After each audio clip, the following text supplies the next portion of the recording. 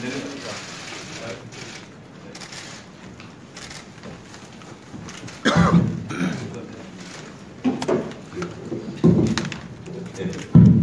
반갑습니다. 아침 일찍 이렇게 국회에 와주신 모든 분들께 감사의 말씀드립니다. 유승민입니다. 오늘 인터넷 전문가 집회에서 이렇게 좋은 자리를 만들어주셔서 진심으로 감사하게 생각합니다. 김철균 회장님과 또 오늘 패널로 참석해 주신 모든 분들께 감사의 말씀을 드립니다. 오늘 아침 조간에 보니까 우리나라가 AI, 인공지능 박사가 30명인데 중국은 2,000명이라고 아침 기사에 봤습니다. 저는 인터넷 전문가는 전혀 아니고요. 저는 옛날에 처음으로 쓰다가 XT 컴퓨터 쓰다가 IT라는 말이 나왔을 때 TDMA가 뜨고 CDMA가 뜨고 이럴 때 통신산업을 잠시 들여다보다가 저희 IT가 ICT로 바뀌고 오늘까지 왔는데 저는 기술적인 잘 모릅니다. 오늘 인터넷 전문가 여러분들로부터 많은 가르침을 받고 있습니다. 다만 앞으로 장기적으로 봐서 우리 경제에 대한 걱정은 누구보다도 큰 사람입니다. 지금 2017년인데 2100년까지 대한민국이 어떻게 되느냐 그에 대한 예측은 어느 정도 나와 있다고 봅니다. 경제는 5%, 4%, 3%, 2%대로 떨어져가지고 곧 1%, 0% 마이너스 성장으로 갈지 모르고 우리 인구 구조가 굉장히 비관적으로 앞으로 전개가 되기 때문에 우리 인구 구조가 변하는 것하고 경제가 성장을 멈추고 오히려 뒷걸음질 치는 거하고 거의 앞으로 한 80년 정도 그렇게 갈 거라고 많은 분들이 예측을 합니다. 그 속도가 더 빨라질 거라고 예측하는 분들도 있을 정도로 저는 대한민국이 정말 위험한 상황에 와 있다고 생각합니다. 그런데 우리 경제는 사실 그동안 재벌들과 관료들이 이끌어왔습니다. 재벌 주도, 관료 주도 성장을 했기 때문에 우리가 지금 세계 시장에 내놓을 수 있는 것도 뻔합니다. 그 뻔한 주력 업종에서 지금 경쟁력이 그나마 딸려가지고 지금은 주력 업종조차도 부실화되는 그런 시기에 이 4차 산업혁명의 시대를 맞이하고 있습니다. IT, ICT가 없었더라면 빅데이터 불가능했을 거고 당연히 또 인공지능이라고 이야기하는 것은 빅데이터 없이는 불가능했을 겁니다. 모두 말씀드렸듯이 저는 제일 큰 문제는 인재가 없는 거 아니냐 이런 생각을 해봅니다. 인공지능 박사가 30밖에 안 되는데 중국은 2,000명이라는 것은 과거 우리 한때 중국을 굉장히 깔보고 있었는데 지금 미국과 중국 또 전통적으로 산업기반이 무지 강한 독일과 일본 이런 데에서 일어나고 있는 4차 산업혁명에서 우리가 조금 방심하면 그 나라들의 어떤 종속돼 버리는 속국이 되는 저는 그런 운명에 처해 있는 거 아니냐라는 생각이 듭니다. 그런 점에서 보면 저는 정부가 그동안 뭘 했느냐, 정치권은 뭘 했느냐에 대해서 반성하지 않을 수 없습니다. 지금 정부가 미래창조과학부, 산업통상자원부, 거기다가 교육부, 보건복지부나 국토부 이런 부처로 쭉 나눠져 있어가지고 국가적으로 정말 중요한 프로젝트도 예산 자체가 그냥 파편화돼 가지고 흘러가고 있고 무슨 지능법이다 규제법이다 이러면서 규제는 여전히 있고 그런 상태에서 저는 5년마다 대통령이 바뀌는데 이 5년마다 대통령이 바뀌는 이런 구조에 대통령 직속위원회를 만들고 부처를 조그맣게 손보고 이런 식으로 해가지고 과연 4차 산업혁명에 우리가 뒤따라갈 수 있느냐에 대해서 저는 근본적인 회의를 가지고 있습니다. 저는 ICT 전문가는 아닙니다만은 경제학자 중에 슈페트가 말했는 걸 늘 생각하고, 그게 지금 우리나라 지금 2017년 대한민국이 굉장히 적절한 말이다라고 생각하는 게 바로 창조적인 파괴, 또 혁신, 기업가 정신, 이런 겁니다. 저는 4차 산업혁명 시대에 그런 인재, 생태계, 정부 조직 이런 부분에 있어서 정말 혁명적으로 바꾸지 않으면 우리나라는 미래를 도저히 준비해 나갈 수 없는 그런 위기에 처해 있기 때문에 제가 오늘 우리 전문가들의 가르침을 받고 깊이 고민하겠지만, 이 자리에서 어느 부처 하나를 어떻게 하고 대통령직 소무서위원회 하나 정도 만들어가지고 해결될 수 있는 문제라고 생각하지 않기 때문에, 저는 제가 대통령이 되면 4차 산업혁명에 대해서 관련되는 파편화돼서 흩어져 있는 이 정부 부처를 정말 완전히 개조하는 그런 작업에 저는 착수를 하고 싶습니다. 왜 인재가 우리는 없느냐? 교육부 책임이 큽니다. 국가 R&D를 19조 원을 하는데 왜 우리 과학기술 수준은 이 모양이냐? 거기에 대해서도 정말 수습이 필요합니다. 출연연구소 저렇게 많은데 거기에 수많은 박사들이 있는데 왜 우리 수준은 이 모양에 대해서 출연연구소 그것들도 정부 부처 못지않게 저는 수습이 필요하다고 생각을 합니다. 그래서 오늘 제 인사 말씀은 이 정도로 드리겠습니다만, 오늘 우리 전문가 여러분들의 제안을 제가 경청하고 또 평소 생각을 말씀드리면서 마무리 발언에서 오늘 여러 가지 말씀해 주신 걸 제가 종합적으로 답변해 드리는 그런 또 시간을 갖도록 하겠습니다. 오늘 와주신 모든 분들께 진심으로 감사드리고 오늘 좋은 의견들 많이 들려주시길 기대합니다. 고맙습니다. 네, 말씀 감사합니다. 유승민 의원께서는 경제학 박사신데요. 말씀하시는 거 보니까요, 우리 ICT 업계를 꽤 뚫어보고 계시는 것 같아요. 그래서 이따가 좋은 말씀도 많이 해주실 것 같습니다. 다음은 주최 측을 대표해서 한국인터넷기업가협회 김철균 회장님께서 모시는 말씀을 해주시겠습니다.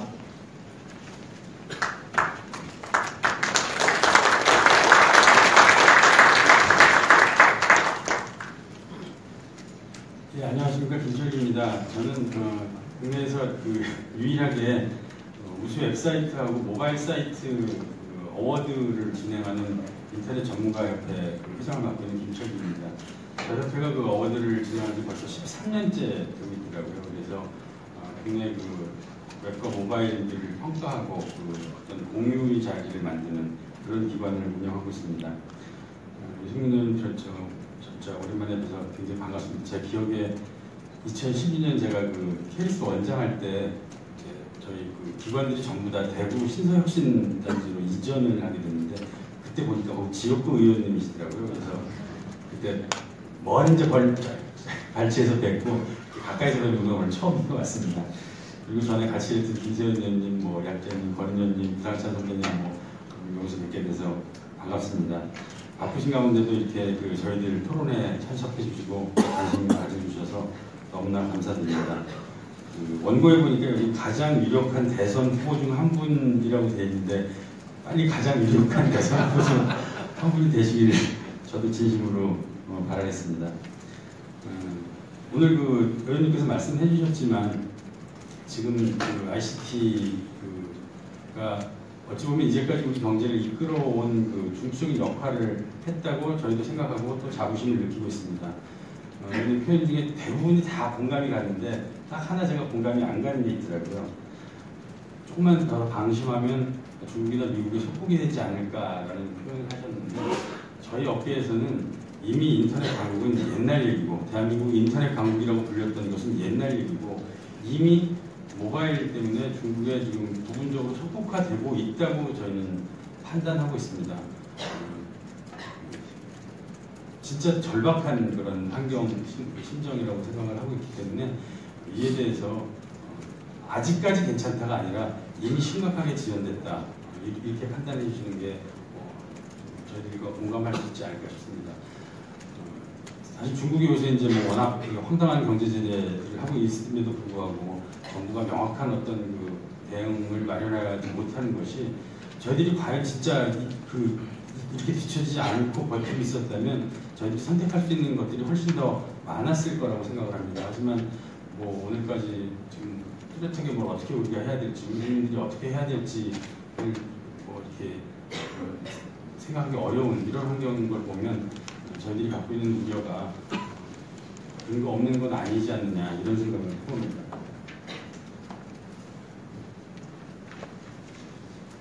오늘 우리가 이 자리에 모여서 그 대한민국을 이끌어 나갈 저희 협회가 지도자들을 이렇게 차례대로 모시면서 저희들이 그 이야기를 말씀드리고 또 후보자님들의 어떤 그 생각들을 저희들이 공감하고 하는 그들을 만드는 것은 그 아까 말씀드렸던 그 절박함의 어떤 연장선상에서 무언가 좀 기대하고 또 함께 만들어가고 하는 일을 하고 싶어서가 아닌가 생각을 하고 있습니다.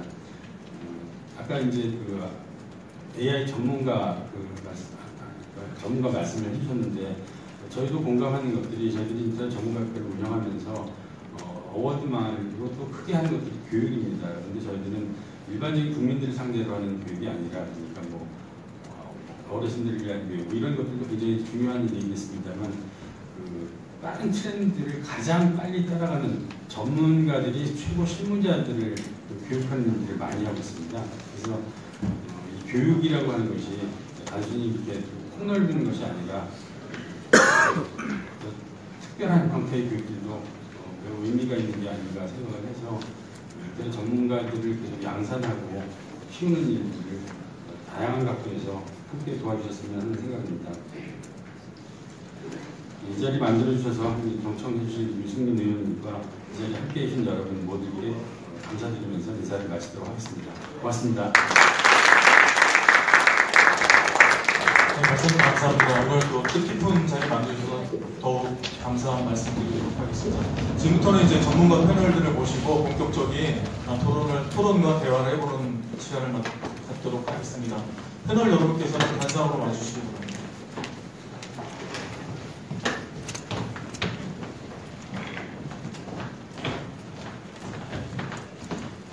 본 토론회에서는 전문가들을 통해서 시간이 허락하는 한 다양한 문제점과 개선 방향들을 살펴보고 함께 공감하는 시간을 갖도록 하겠습니다. 우선 토론 패널께서 말씀하신 것에 대해서 유승민 의원께서 뭐 질문사항이나 하시고 싶은 말씀이 있으시면 언제든지 발언하실 수 있고요. 먼저 오늘 첫 순서로 인터넷 시장 정상화와 관련해서 온라인 광고 시장에 대해서 들어보도록 하겠습니다. 한국 온라인 광고협회 신원수 부회장님께 마이크를 넘겨보도록 하겠습니다. 예, 반갑습니다. 오늘 뜻깊은 자리에 이렇게 저희 함께 의견을 이야기할 수 있게 되어서 굉장히 기쁘게 생각합니다. 먼저 저희가 이제 간단하게 제가 판넬을 좀 준비를 해서 잘 보이실는지는 모르겠는데 여기에 이제 판넬에 보시면 실제 광고 시장이 미디어와 굉장히 많이 밀접한 관계가 있습니다. 저희가 이제 시대를 구분을 하는데 인쇄 시대, 그다음 전파 시대, 네트워크 시대로 이렇게 이야기를 주로 하고 있습니다. 그래서 이미 예전에 이제 신문 잡지가 주요 미디어였을 인쇄 시대를 지나서 이제 TV나 라디오가 중심이었던 전파 시대가를 지나고 지금은 이제 PC나 스마트폰, ICT 기기가 중심이 된 네트워크 시대로 넘어가고 있습니다. 요거의 특징이 뭐냐면은 인쇄 시대 때는 정보를 대중화시켰습니다. 많은 사람들한테. 전파 시대 때는 동시에 정보를 수신할 수 있도록 했습니다. 네트워크 시대 때는 정보를 양방향으로 왔다 갔다 하게 할 수 있는 그러한 형태였습니다. 그렇다 그러면 이러한 정부 정책이나 이런 것들을 만들어질 때 여기서는 신문법이라든가 방송법이 있었는데 여기에서는 완전히 차원이 다른 새로운 정책 개념을 가지고 접근을 해야 된다는 것입니다. 바로 이제 이 네트워크 시대가 4차 산업혁명의 기반을 다지는 그런 미디어 시대입니다. 그래서 저희가 이제 이런 4차 산업혁명 시대의 기반이 되는 네트워크 시대의 미디어가 어떻게 되고 그러면 광고 시장은 어떻게 바뀔 것인가 라고 봤을 때 왜냐하면 미디어의 수입원이 광고입니다. 가장 중요한 수입원이. 그러다 보니까 광고 시장을 정상화하는 것이 결국은 미디어를 정상화시키고 국민의 여론이나 소통들을 제대로 할 수 있는 그런 체계로 갈 수가 있는 겁니다. 지금 이제 요게 이제 광고를 저희가 이제 크게 이제 세 축으로, 요거는 소비자들이 보는 그 컨텐츠 형식, 동영상이나 이미지냐 텍스트냐, 뭐 가장 기술적으로 다양하게 많이 있겠지만 가장 기본적으로 이런 형식이고요. 이쪽은 소비자들이 접하게 되는 디바이스 영역입니다. 디바이스 영역인데, 그러면은 여기에 이제 뭐 그 스마트폰이든 그 스마트 TV든 PC든 뭐 영화 스크린이든 다양하게 네트워크로 다 돌리게 됩니다. 그러면 지금도 이제 신문 같은 경우가 형식은 인쇄 시대의 형식은 이제 사라지고 신문의 컨텐츠는 다 여기 흡수가 다 되고 있습니다. 방송도 역시 마찬가지로 그 전파라는 형식은 아직 남아 있지만 지금의 그 10대들 집에 가서 아마 자녀분들 보시면 알겠지만 TV 안 봅니다. 스마트폰 아니면 PC나 뭐 아이패드 뭐 이런 거 켜놓고 동영상 굉장히 많이 시청을 하고 있습니다. 그래서 시간이 가면 갈수록 이러한 형태로 수렴이 될 걸로 이제 저희들은 생각하고 있습니다. 그래서 정책 개발과 앞으로 미디어 정책의 많은 부분들을 온라인을 중심에 두고 정책을 세우고 신문과 방송 쪽을 어떻게 온라인 체계로 흡수를 시킬 것이냐, 이것이 가장 중요한 과제라고 저희들은 생각을 하고 있습니다. 예, 그래서 당장 이제 저희들이 생각했을 때 해야 될 과제들을 일단 정리를 좀 했습니다. 그래서 이런 그 정부의 정책이나 제도를 4차 산업혁명 시대 미디어 기반을 가지기 위해서는 온라인 중심의 법 제도를 마련해야 된다. 라는 것이고요. 그 다음에 이제 온라인 그 ICT 디지털 이쪽이 기술적인 쪽으로 가고 있습니다. 그러다 보니까 이런 기술 개발과 관련된 지원을 강화해야 된다라는 것이 저희들이 원하는 부분이고요. 그리고 요 뒤에 부분들이 현재 일어나는 여러 가지 이제 이슈들입니다. 코바코라든가 이런 쪽에서 실제 방송 간의 교차 판매도 하지 않으면서 다른 영역, 그 온라인 쪽으로 판매 영역을 확대하겠다고 지금 하고 있어서 저희들 문제를 제기를 하고 있고요. 그리고 이제 실제 그 네트워크 시대의 미디어는 기존의 신문이나 방송과 같은 관점으로 규제를 들어가서는 이미 글로벌화된 시대에서 굉장히 힘듭니다. 그래서 국내에서 이제 매체 통합 규제 추진 문제 제기하는 부분도 있고요. 그 다음에 그 광고 시장의 이제 언론재단, 정부 광고를 언론재단이 독점하고 있습니다. 그러다 보니까 이 정부 광고의 언론재단의 정부 광고 독점을 이제는 시대가 바뀌었기 때문에 이게 폐기를 해야 되지 않을까, 저희들은 그렇게 주장을 하고 있습니다. 이런 부분들에 관해서 앞으로 많이 관심 가져주시고 정책에 반영 부탁드리겠습니다. 이상입니다.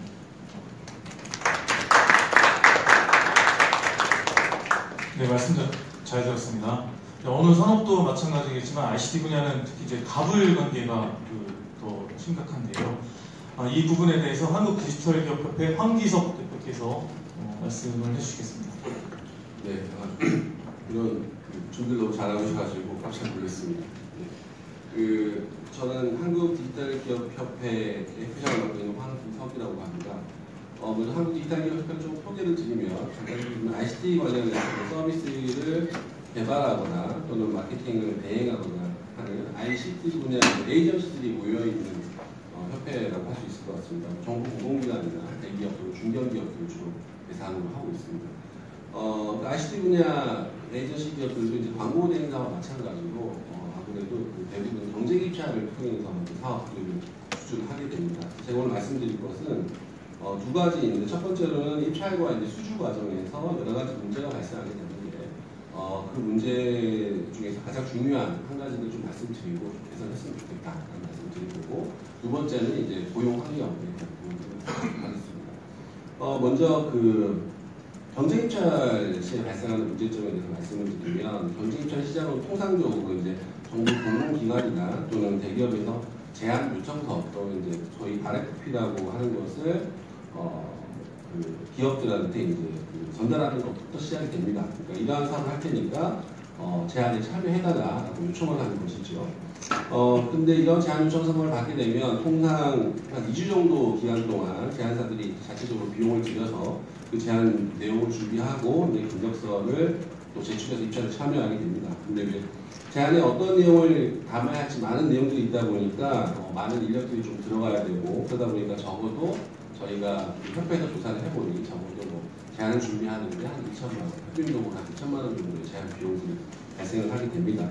그리고 제안을 또 잘해서 막상 이제 수주를 하게 되면 바로 시작하는 것이 아니라 협상 과정을 좀 거치게 되는데 그때 이 사업이 이제 시작하기를 이제 기다리면서 또 대기하는 인원들의 비용까지 생각을 하면 제한 비용 이상의 비용들이 좀 발생을 합니다. 그런데 이런 입찰과 수주 과정에서 이제 발생하는 문제 중에서 가장 큰 문제들은 한 가지만 말씀을 드리면 제안이 시작되는 이제 근거가 제안 요청서라고 제가 말씀을 드렸는데 이 제안 요청서에는 사업의 내용이라든지 또는 견적을 작성하는 바탕이 되는 중요한 정보들이 좀 담겨 있어야 되는데 문제가 뭐냐면 이 제안 요청서 굉장히 불투명하고 두리뭉실하다는 겁니다. 이것이 무엇이 문제가 되냐 그러면 여기 안에 과업의 범위라든지 사업이 언제 시작되고 언제 마무리된다고 하는 기간이라든지 그리고 이 사업을 위해서 이제 그 부처들은 물론 가격을 명확하게 제시합니다만 기업들은 가격에 대해서 굉장히 제대로 밝히고 있지 않습니다. 이게 무엇이 문제냐면 결국은 제안을 막상 하게 되는데 협상을 하는 과정에서 보면 과업 범위는 실제로 밝혔던 것보다 훨씬 더 커 있고 그 다음에 견적 필요한 예산들을 굉장히 작은 경우들이 많이 발생을 하게 됩니다. 그렇게 되면 그 과업 범위에 맞게끔 가격 협상에서 그런 것들이 반영이 돼야 되는데 기업들이 이제 아무래도 가압의 지위에 있고 제안하는 입장에서는 의뢰 지위에 있다 보니까 또 많은 이미 비용을 썼지 않습니까? 제안 과정에서 또 사람들 대기하고 있고 그러다 보니까 그냥 이런 범위고 작은 예산이지만 해야 되지 않겠냐라고 강권하는 경우가 굉장히 많습니다. 그러면 기업들은 이미 비용도 썼고 인원들을 대기하고 있다 보니까 이거를 거부하지 못하고 뭐 좀 수익이 안 나거나 오히려 좀 적자가 날 수 있는 상황을 감안하면서도 어쩔 수 없이 그런 것들을 받아들일 수밖에 없는 이러한 환경들에 처하게 되는 겁니다. 그러한 부분들이 경쟁에 있어서 굉장히 불투명하고 부당한 경쟁들을 유발하는 것이고 최종적으로는 그런 의뢰 지위에 있는 기업들이 실제로 열심히 과업을 수행하고 나서 수익을 거둬와야 되는데 아예 바탕에서부터 그런 수익을 거둘 수 있는 환경들이 굉장히 제거되어지는 이런 환경들이 만들어지고 있다고 생각합니다. 그래서 저희가 제안드리는 부분은 뭐 여러 가지 많은 환경들이 있긴 하겠지만 첫 번째로는 제안을 할 때 기업들이 비용을 써서 제안해달라고 요청을 할 때는 좀 더 명확한 제안 요청서를 쓸 수 있도록 표준 제안 요청서라고 하는 좀 제도들이 좀 있었으면 좋겠다라는 말씀을 드리고 또 그러한 요청서에 따라서 사업들이 공정하게 경쟁이 되고 결과가 나와야 되는 것들을 좀 관리 감독할 수 있는 부분들이 있어야 되지 않겠나 싶습니다. 아무래도 정부 공공기관에서는 프로젝트들을 밖으로 내놓을 때 굉장히 많은 정보들을 담고 있는 RFP를 제시하긴 합니다만 아무래도 문제는 민간 부분에서는 그러한 관리 감독하는 제도나 기관들이 없다 보니까 아무래도 좀 더 힘이 있는 프로젝트를 내놓고 있는 갑의 입장에서만 중심이 되어서 모든 것들이 돌아가고 있지 않나라는 생각을 합니다. 그래서 이러한 부분들이 좀 개선이 되었으면 좋겠다라는 부분들을 하나 말씀을 드리고요. 두 번째 말씀드릴 거는 이제 많은 이번 대선 후보께서 노동시간 단축에 대한 방안들을 많이 내놓고 계십니다. 그래서 ICT 분야도 마찬가지로 하도급 기업들이 또 가장 골치 아픈 부분이 과도한 노동시간입니다. 그러니까 그래서 직원들이 이탈하는 경우도 많이 생기고 앞에서 또 말씀드린 것처럼 원청인 정부 공공기관이나 대기업에서 또 최저가 계약으로 또 얘기를 하고 또 프로젝트 기간을 줄이면서 어떻게든 비용을 줄이고자 하는 강요들을 많이 하기 때문에 어쩔 수 없이 이제 주말이나 야근 근무들도 많이 하게 됩니다. 저희가 또 조사를 해보니까 이런 경우도 있었습니다. 공공기관이기도 한데 출근 시간을 오전 8시에 출근해가지고 최소한 7시까지는 근무해야 하루에 그러니까 10시간을 근무하라는 것이죠. 실제로는 8시간을 근무하는 것이 기준이 돼야 되는데 우리들도 일찍 나오니까 얘들도 더 일찍 나와가지고 대기하고 우리가 나오고 난 때까지 더 늦게까지 해라라고 아예 공공연하게 얘기하는 경우도 있다는 겁니다. 이럴 때 발생하는 것 중에 감정노동의 부분들이 발생하는 게 뭐냐고 그러면 정부 공공기관 대기업들은 시간 외 근무를 하면 시간 외 수당을 다 받게 되지 않습니까? 근데 저희 이런 하청기업에 근무하는 기업들은 실제로 그런 분들이 잘 없습니다. 대부분 포괄임금 지원을 해가지고 어쩔 수 없이. 왜냐하면 그걸 다 주다 보면은 기업이 영위할 수가 없으니까요. 그러니까 자기들은 그렇게 일하더라도 뭐 그런 것도 다 받아가면서 일하는 기업들한테는 받아가지 못하는 사람들한테 과도하게 그런 것들을 요구하는 것들이 있다 하는 겁니다. 그래서 이러한 근무 여건들 자체가 개선되지 않으면 어느 정도 숙련된 전문가들이면 대부분 다 좀 더 나은 처우를 주는 대기업이라든지 아니면 더 많은 돈을 많이 주게 되는 좀 여건이 좋은 곳으로 다 이동을 하게 됩니다. 그러면 저희 협회가 심각하게 안고 오래전부터 심각하게 안고 있는 문제가 뭐냐면 좋은 사람들 많이 키워가지고 경력자 만들어 놓으면 다 대기업들 다 데려가고 포탈에서 데려가고 새롭게 출연하는 큰 기업들이 또 데려가고 하는 이런 심각한 문제들이 계속적으로 악순환이 발생을 하고 있습니다. 그래서 어느 분야나 마찬가지겠지만 원청과 하도부의 상생 구조가 좀 되려고 하면 하청업체도 우수한 인력들이 좀 창의적으로 상품과 서비스를 개발하는 수 있는 환경이 될 수 있도록 하는 부분들이 분명히 좀 반영되어야 되지 않을까라고 생각하면서 후보님께서도 이러한 부분에 대해서 굉장히 큰 관심을 가지고 계시고 또 많은 정책들을 실현시키기 위해서 많은 노력을 하고 계신다는 걸 알고 있기 때문에 이런 부분들을 다시 한번 관심을 가져주실 것을 부탁드립니다. 제가 드릴 말씀은 여기까지입니다. 고맙습니다. 한국 디지털 기업협회 황기석 회장님께서 말씀해 주셨는데요. 이렇게 여기에 참석하신 ICT 업계 대표님들께서 모두 공감하시는 문제라고 생각합니다. 그런 부분에서 좀 속 시원하게 말씀해 주신 것 같고요. 토론 중간중간에 그 유승민 의원께서 혹시 구체적으로 질문해 주실 게 있으면 그 답변보다는 그 손을 들어서 말씀해 주시면 고맙겠습니다. 예, 다음은 이런 인력의 어려움이 있지만 한편으로는 또 교육 시스템의 문제에 있어서의 또 그 말씀이 있을 것 같은데요. 그 문제에 대해서는 에듀테크 포럼 김진수 대표님께서 해주시겠습니다. 자, 김진수 대표님을 소개하겠습니다. 박수로 안녕하세요. 스타트업 얼라이언스의 대표를 맡고 있는 김진수입니다. 저는 실무에서도 오래 일했었고요. 그러면서 이제 교육적인 문제들을 좀 지적해 보려고 하는데요. 앞서서 유 의원님이나 우리 김철근 회장님께서 교육 얘기를 해주셔가지고 많이들 알고 계신 분들이 있는데 제가 조금 더 간단하게 정리를 해드리면요.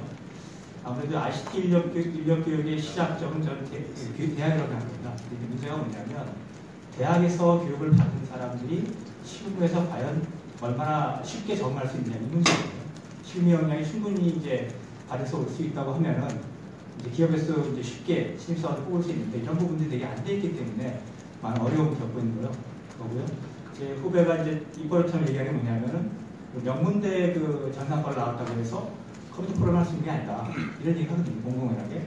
이 말은 뭐냐면 그렇게 교육을 받고 나서도 ICT에 와서 실력 발휘를 할 수 없는 그런 구조이기 때문에 여기에 대한 교육의 문제가 있는데 우리나라만 그런 거냐? 제가 이제 그 싱가포르 대학에 있는 그 친구를 제가 맥글 에듀케이션 코리아 댓글리스트에 인턴으로 써봤는데요. 이 친구는 바로 오자마자 실무를 할 수 있는 능력을 가진 거죠. 어떻게 그걸 갖췄냐고 제가 물어보니까 우리 대학에서는 프로젝트 중심으로 이제 교육을 한다는 거예요. 그렇게 하다 보니까 아이들이 교육을 받은 다음에 실무에 와서도 바로 이제 적응해서 연구할 수 있는데 그런 반면에 우리나라 대학들을 보면은 그 4년간 교육을 받고 나서도 또 재교육을 받아야만 그 기업에 와서 일을 할 수 있는 이런 구조를 갖고 있다는 거죠. 물론 이제 ICT 쪽만이 다른 것도 마찬가지지만은 저는 ICT 분야가 더 심각하지 않냐 이렇게 보고 있고요. 이제 그 문제가 결국은 어떻게 전가되냐면은 결국은 기업에 와서 이제 다시 재교육 시켜야 되는데 과거에 우리 경기가 좋을 때는 이제 대기업들이 신입사원 뽑아가지고 오랜 시간 교육 시켜서 써먹었거든요. 근데 이제 대기업들이 이제 어려워지다 보니까 대기업들도 이제 아까 앞서 말씀하신 것처럼 중소기업의 좋은 인력들, 경력자들 뽑아서 이제 쓰는 걸로 정책을 바꾸기 시작하거든요. 그러다 보니까 중소기업들을 열심히 키워놓고 나서 대기업이 빼앗기는 그런 현상이 발생하다 보니까 훨씬 더 이제 점점 더 ICT 쪽에 있는 그 중소기업들이 어려워지는 현상이 발생하는 거죠. 그래서 저는 이제 이런 게 가능할지 모르겠지만은 우리가 스포츠 그 프로그램 같은 경우에는 그 선수를 데려가려고 계약기에 데려가려면 이적료를 내야 됩니다. 그런 것처럼 중소기업이 시켜놓고 만약에 그 친구를 데려가려고 그러면 대기업한테 이적료를 받아야 되는 게 아닌가 이런 생각도 좀 해보게 되거든요. 이런 식으로 좀 더 그 인력을 키운 업체한테 페이버를 줄 수 있는 정책이 되지 않으면 중소기업들은 늘 그런 데서 피해를 볼 수밖에 없는 구조가 돼 있어서 이 에코시스템 발전되기 어려움이 있다고 보고 있고요. 또 하나 문제는 또 아시겠지만 이제 ICT 분야라는 게 다른 분야에 비해서 변화가 빠릅니다. 그러니까 이제 PC 시대가 뭐 왔다 싶으면 조금 있다가 또 모바일이라고 그러고 이제는 또 뭐 IoT라고 그러고 이렇게 자꾸 변화가는데 큰 트렌드 변화지만 거기에 따라서 크고 작은 기술의 변화, 방법의 변화가 계속 심하게 나타나고 있거든요. 그러다 보니까 여기 인력들이 계속해서 공부를 해야 되고 배워야 되는 그런 상황에 이제 접해 있는데 이런 교육에 대한 부담 누가 져야 될 거냐 그러면 개인들한테 이제 그거를 지우기 좀 어려운 부분도 있고요.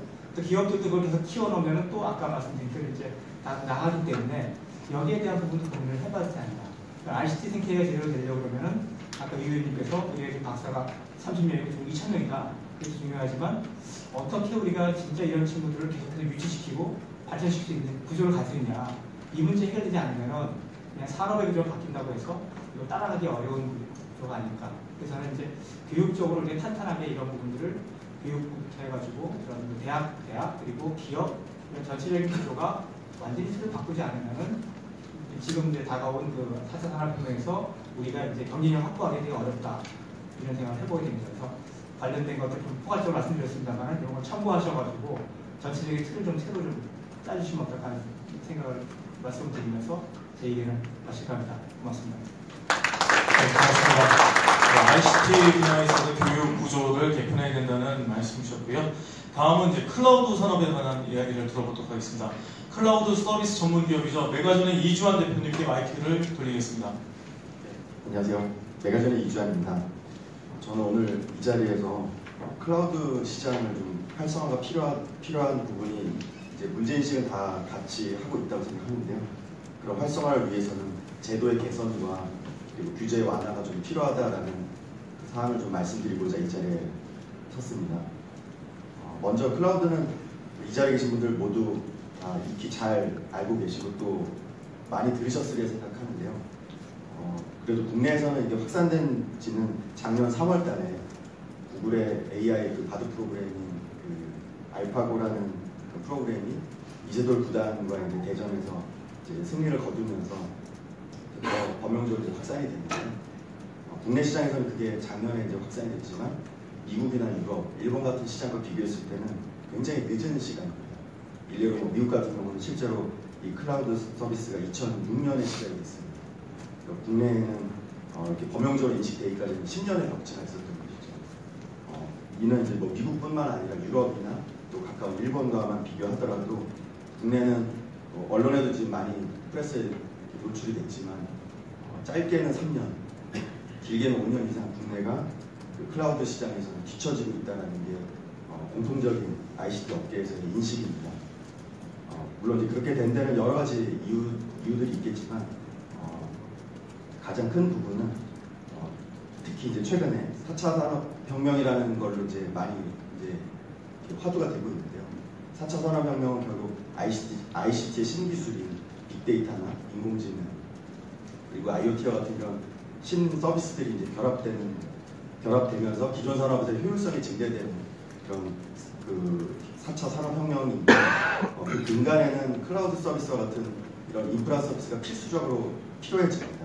그래서 어떻게 보면 4차 산업혁명의 토양이라고도 할 수 있는 그 클라우드 서비스가 국내에서는 여러 가지 이런 제도의 규약들 때문에 활성화가 저해되고 있습니다. 그래서 우선적으로는 다행히도 작년 9월 달에 클라우드 컴퓨팅 발전법이 1차적으로 통과가 됐습니다. 그래서 1차적인 토양은 이제 마련이 되었지만 아직은 아까 말씀드린 바와 같이 글로벌 어떤 시장의 어떤 흐름과 비교했을 때는 아직도 많이 뒤처져 있는 것이 사실입니다. 특히 이제 민간 부분에서 봤을 때는 기업들이 있겠지만 공공 부문에 해당되는 이런 뭐 의료나 금융, 교육 같은 업종에서도 보다 혁신적인 제도의 개선이 필요하다고 생각합니다. 이러한 말씀은 이제 시장 규모도 지난 1월 16일 날 미래부에서 발표한 자료에 따르면 국내 클라우드 시장이 1조 1,900원으로 발표가 됐습니다. 전년 대비 약 55% 이상 성장이 됐고요.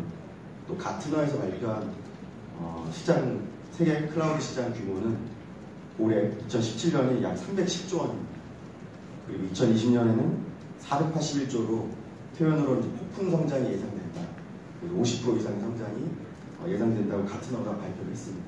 마찬가지로 이런 앞으로의 성장 가능성이 많고 특히 클라우드는 클라우드 산업만의 발전을 위해서 제가 이 말씀드리는 것이 아니라 기존 산업들의 어떤 효율화 그리고 경쟁력 제고를 위해서 그 토양을 제공하는 것이 클라우드 인프라이기 때문에 이런 제도 개선이 반드시 필요하다라는 말씀을 드리고자 합니다.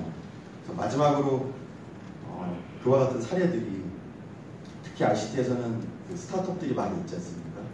특히 이제 글로벌 같은 경우는 익히 들어보셨던 많은 서비스들, 뭐 에어비앤비라든지 우버 같은 이런 혁신 서비스 기업들이 이미 아시는 바와 같이 국내 같은 경우는 불법 서비스입니다. 글로벌에서는 약 60조에서 70조의 시가총액으로 이제 반영되고 있는 대표적인 성공 스타트업들이 국내로 왔을 때는 불법 서비스인 것이죠. 그래서 그 서비스, 그 특정 서비스를 언급하고자 하는 것은 아니고요. 제도의 개선이 왜 필요한지를 공감대를 형성하고자 이런 말씀을 드립니다. 그래서 이런 제도의 개선을 통해서 우버나 에어비앤비 같은 이런 혁신 스타트업들이 국내에서 먼저 나올 수 있기 위해서는 반드시 이런 기반이 될 수 있는 기초 토양과 같은 클라우드 서비스에 대한 어떤 제도 개선은 반드시 필요하다라는 말씀을 드리고자 했습니다. 그래서 이상으로 저는 발표를 마치고요. 유승민 후보님께서 오늘 저희 각 업종에서의 의견을 잘 수렴하셔서 향후 제도 개선에 반영해 주셨으면 하는 바람으로 이야기를 마치겠습니다. 감사합니다. 제가 하나 물어봤어요. 네네네. 그게 방금 말씀하신 에어비앤비나 우버 같은 게 우리나라에서 불법이다 그러셨는데 예. 그게 왜 불법이고 예. 또 어떻게 제도 개선하면 되고 예. 또 클라우드 컴퓨팅법이 그게 무슨 도움이 됐는지 그 부분을 좀 말씀해 주실래요? 클라우드 컴퓨팅법이 네. 외국에는 그런 법이 있습니까? 발전법은 국내가 최초로 발전법이 통과됐습니다. 그래서 미국이나 유럽 같은 사례는 클라우드 컴퓨팅 발전법이 있지는 않습니다. 그런 면에서는 국내에서 어떻게 보면 전 세계에서 최초로 그런 법이 통과가 됐다고 말고 볼 수 있는데요. 하지만 최초의 법이다라는 게 사실 중요하다기보다는 글로벌 같은 경우는 그런 제도의 제재가 없었기 때문에 발전법이 굳이 필요하지 않았습니다. 일례로 미국이나 호주, 유럽 같은 경우는 일반 시중 은행들도 이미 클라우드를 활용해서 쓰고 있습니다. 그래서 제가 질문드린 게 그런 건데 예. 클라우드 컴퓨팅 법을 2015년에 통과를 시켰습니다. 제가 원내대표가 통과시켰는데 근데 그 법 통과되면 클라우드 이 서비스 쪽에 뭔가 이렇게 획기적인 브레이크스루가 있다고 막 이야기를 들어가지고 국회는 그냥 열심히 통과시켜야 되나 보다 이걸 통과시켰는데 외국의 경우에는 그런 법 없이도 잘 된다는 거 아니에요? 그리고 우버나 에어비앤비 같은 게 우리나라는 그게 왜 불법이죠? 그러니까 그런 현실에서 이제 뭘 어떻게 하면 좋겠는지만 좀 말씀해 주시죠. 우버와 에어비앤비는 제가 스타트업을 대표하는 이 자리에 계신 분들이 쉽게 인지하실 수 있는 사례이기 때문에 그 예로 들었는데요.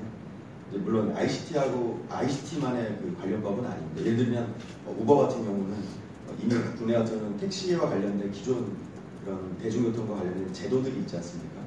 그래서 예를 들면 승객이 사고가 났을 때 책임을 누가 질 것이냐.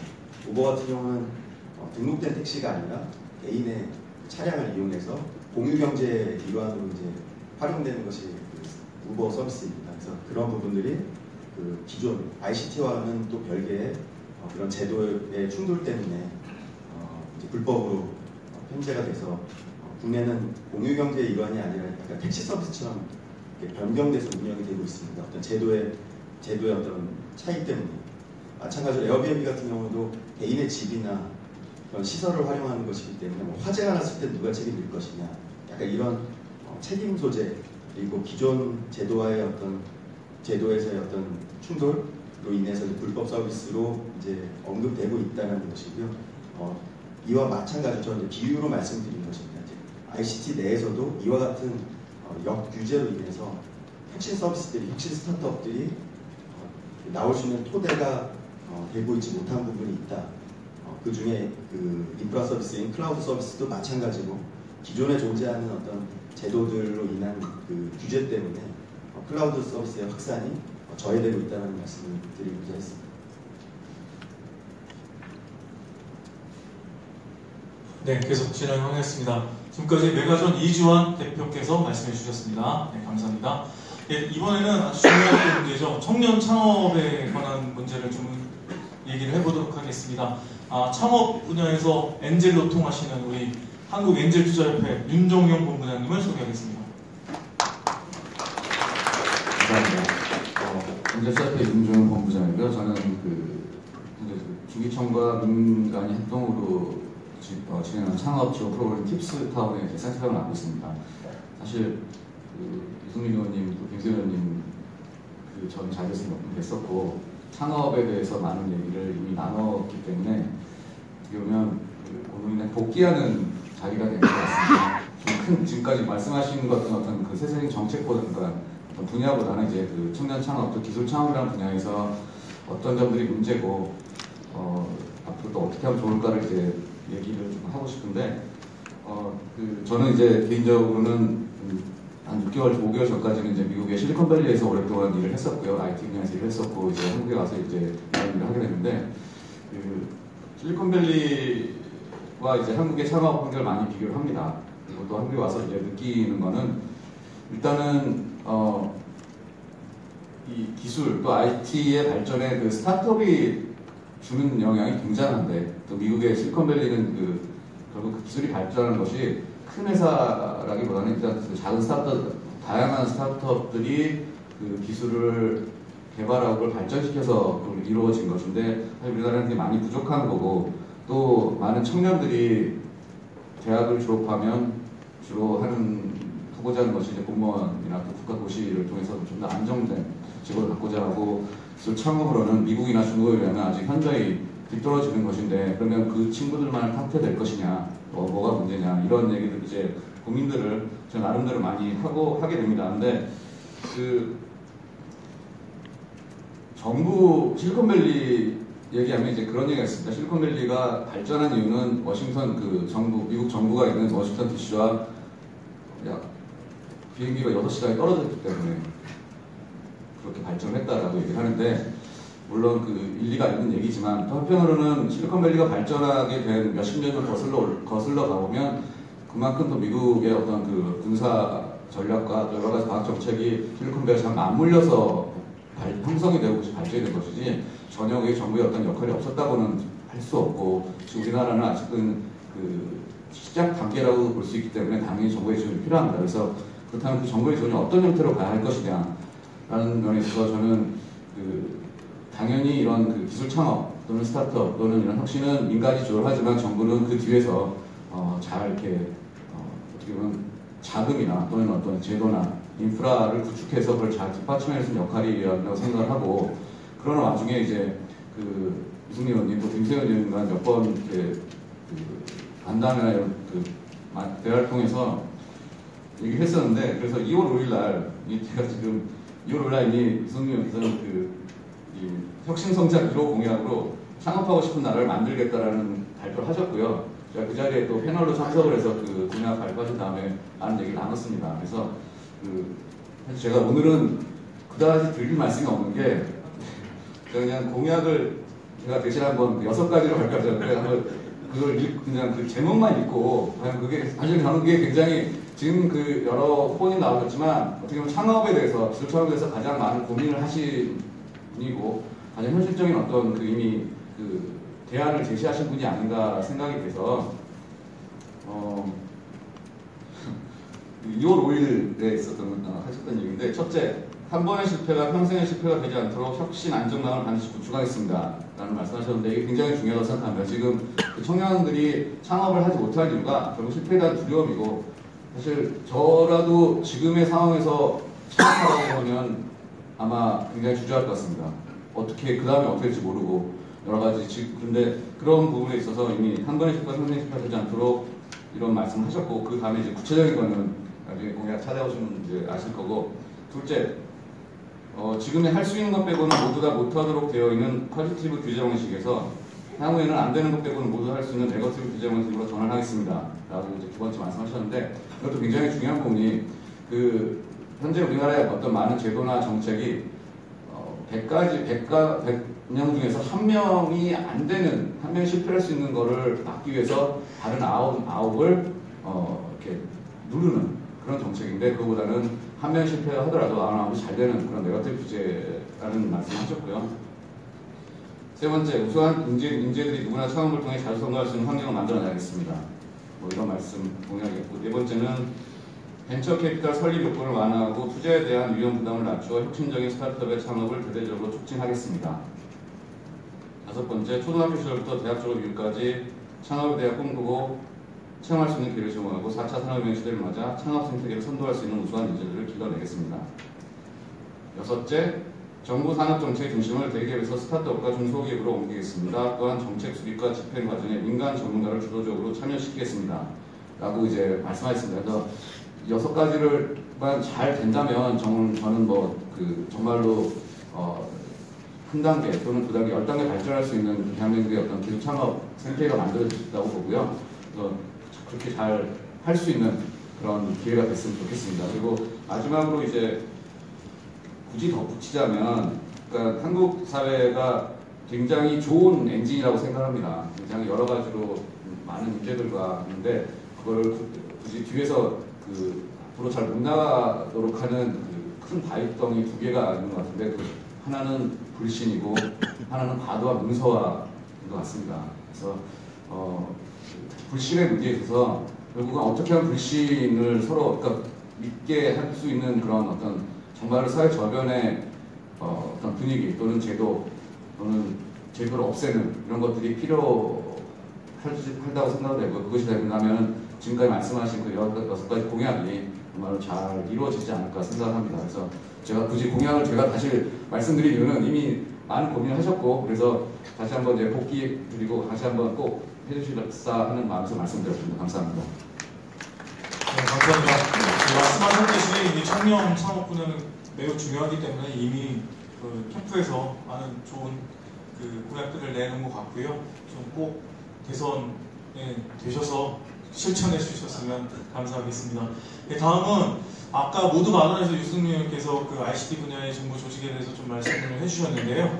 과연 ICT 업계의 전문가들은 거버넌스 문제에 대해서 어떻게 생각하고 있는지 이야기를 들어보도록 하겠습니다. 우선 인터넷산업연합회 최동진 본부장님을 소개하겠습니다. 네, 안녕하세요. 방금 소개받은 한국무선인터넷산업연합회 최동진입니다. 제가 몸담고 있는 한국무선인터넷산업연합회는 스마트폰용 게임이나 만화, 동영상 등 다양한 콘텐츠하고 앱을 개발해서 서비스하는 사업자들이 모여있는 단체입니다. 저희 협회에서 매년 업계에 대한 실태조사를 하고 있는데요.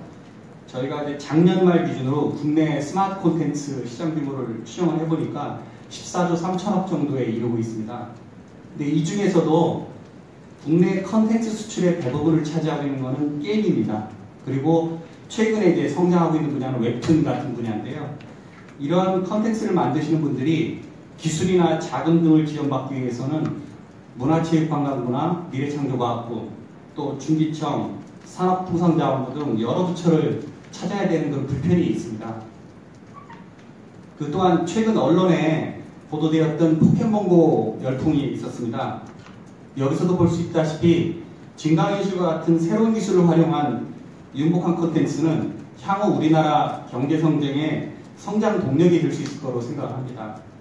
그런데 현재 우리나라는 안타깝게도 AI나 AR, VR 같은 새로운 기술을 활용한 이런 융복한 콘텐츠를 성장 진행시킬 수 있는 전담 부처가 없어서 어려움이 있습니다.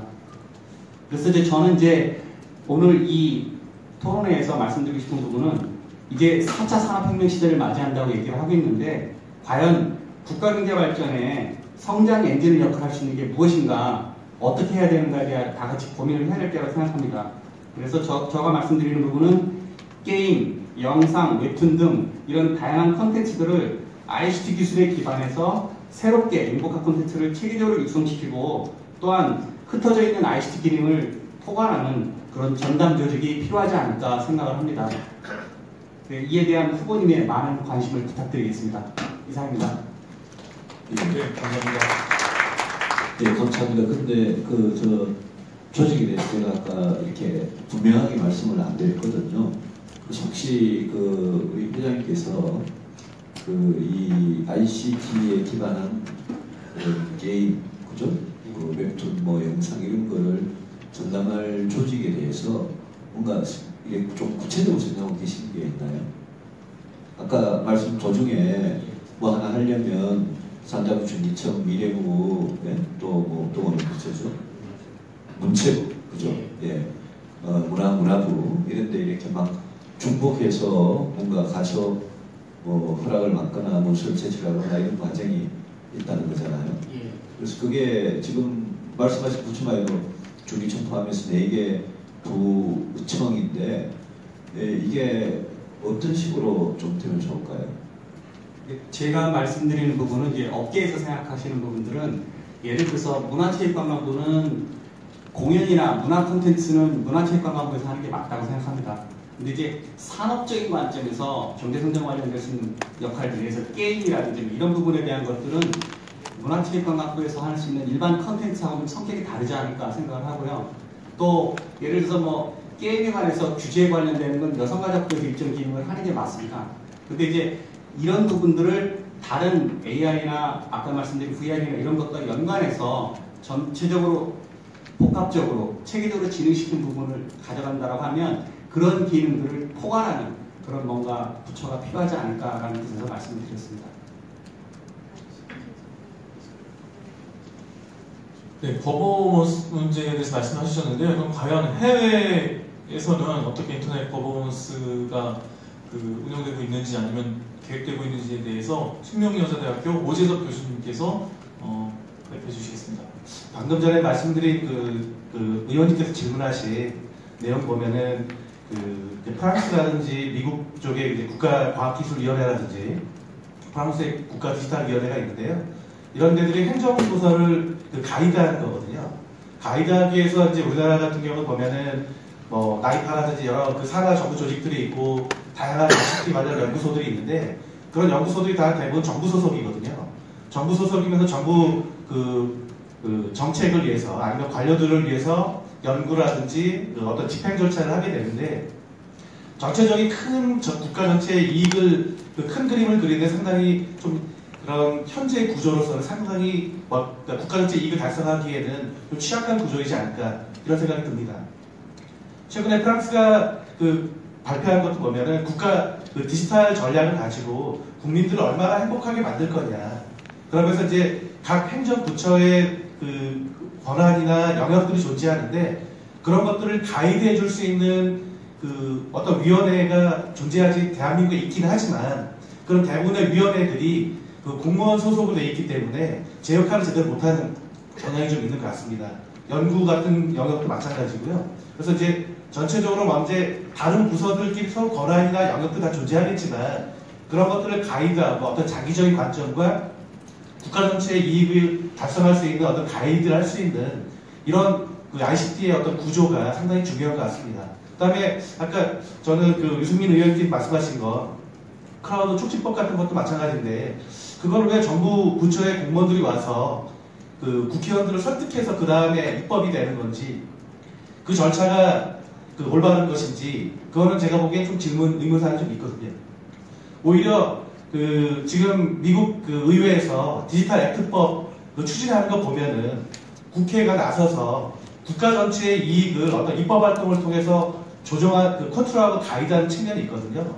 그러면서 미국 각 상무부 산하의 정보기술하고 관련된 연구 조직들, 그 다음에 각 위원회들 이런 것들을 디지털 액트법이라고 하는 걸 현재 추진하고 있지만 그런 법을 통해서 각 이해 당사자들 어떤 역할과 책임을 나눌 것인지, 그다음에 예산이나 설정이나 이런 것들을 어떻게 역할을 할 건지, 기술 R&D 영역들은 어느 정부 조직하에서 어떤 연구 부서가 그것들을 서로 역할을 해서 결과를 끌어낼 건지, 이런 입법 활동을 통해서 오히려 국회가 능동적으로 국가의 어떤 에이전다를 갖다가 컨트롤하거나 컨트롤보다는 이게 가이드인데요.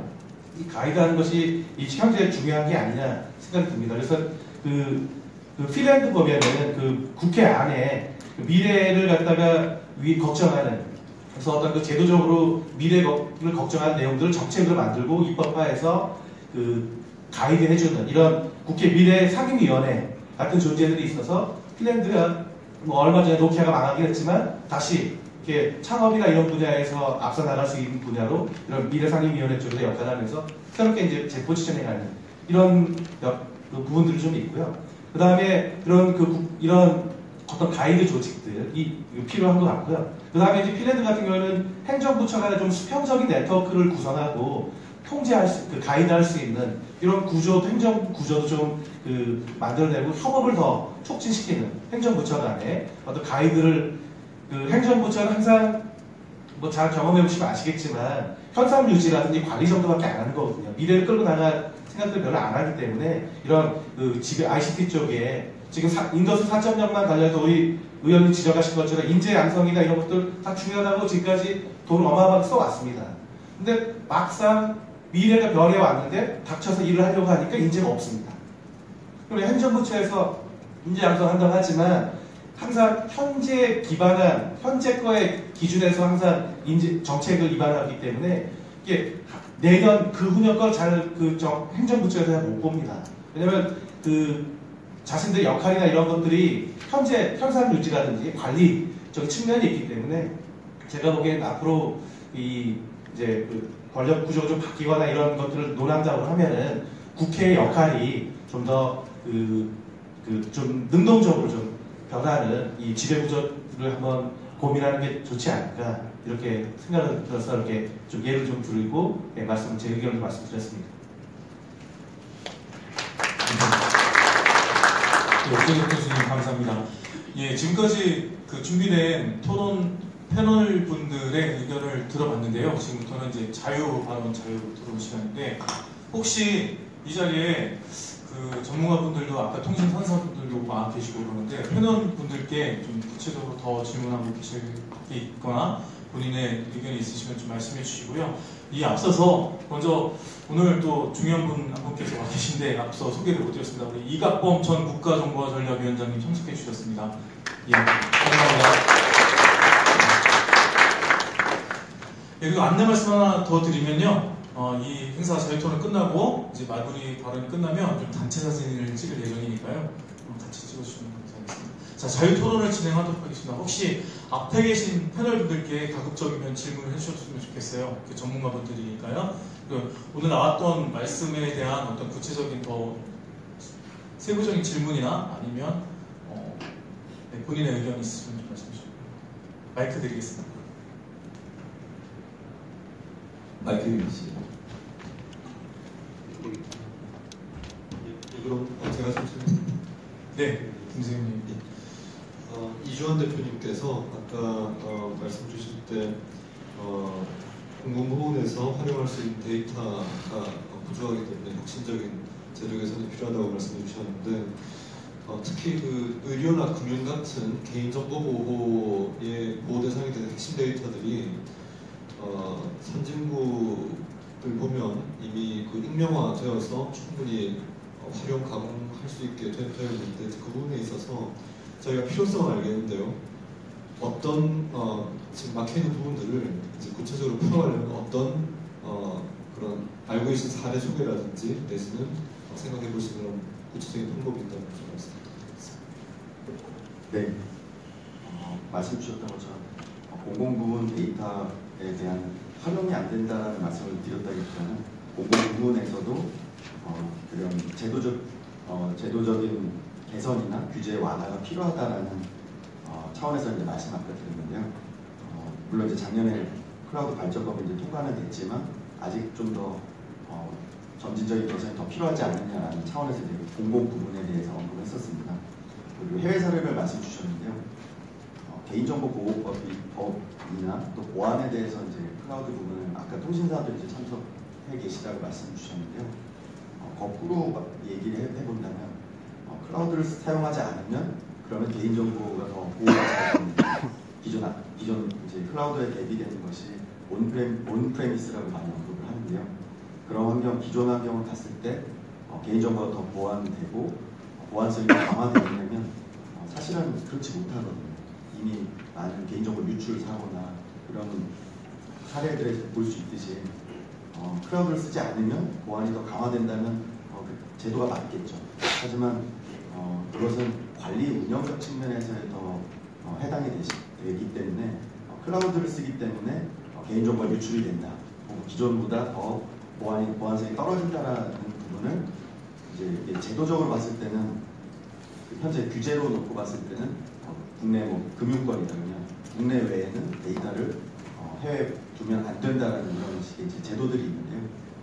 여러 가지 그거는 기업들의 관리 운영적 측면에서 혹은 재난이라든지 여러 가지 이런 그 2차적인 그 이슈들을 고려했을 때에는 클라우드가 훌륭한 비용적으로든 효율성으로든 민첩성적 측면에서든 어떤 여러 가지 대안들이 될 수 있거든요. 근데 지금은 아까 말씀드렸던 의료나 금융, 교육 이런 어떤 공공 부문에 대한 기존 제도들이 클라우드의 이용을 저해하고 있는 혹은 클라우드를 이용하면 안 되는 제도들이 있습니다. 그래서 좀 전에 언급하셨던 개인정보와 관련한 부분들도 그렇고요. 그래서 기존의 제도가 잘못됐다라기보다는 이런 산업의 발전 트렌드로 봤을 때, 기술의 흐름으로 봤을 때 이제 이게 국내에 있다 아니다라는 전통적인 규제 가이드라인이 아니라 어떤 실질적인 관리 운영적 측면에서 어떻게 더 효과적으로 관리되어야 된다. 예를 들어 보안성을 강화해야 된다. 그것이 물리적인 차원에서든 혹은 소프트웨어적인 측면에서든 인력적 측면에서든 어떤 실질적인 운영 관리적 측면에서의 제도로 바뀔 필요가 있지 않겠느냐라는 인식을 하고 있습니다. 특히 최근에 저희가 이제 그 클라우드 도입과 관련해서 공공부문이나 또 의료 그리고 또 금융 이런 기업들 실제로 민간 기업들을 만나고 있는데요.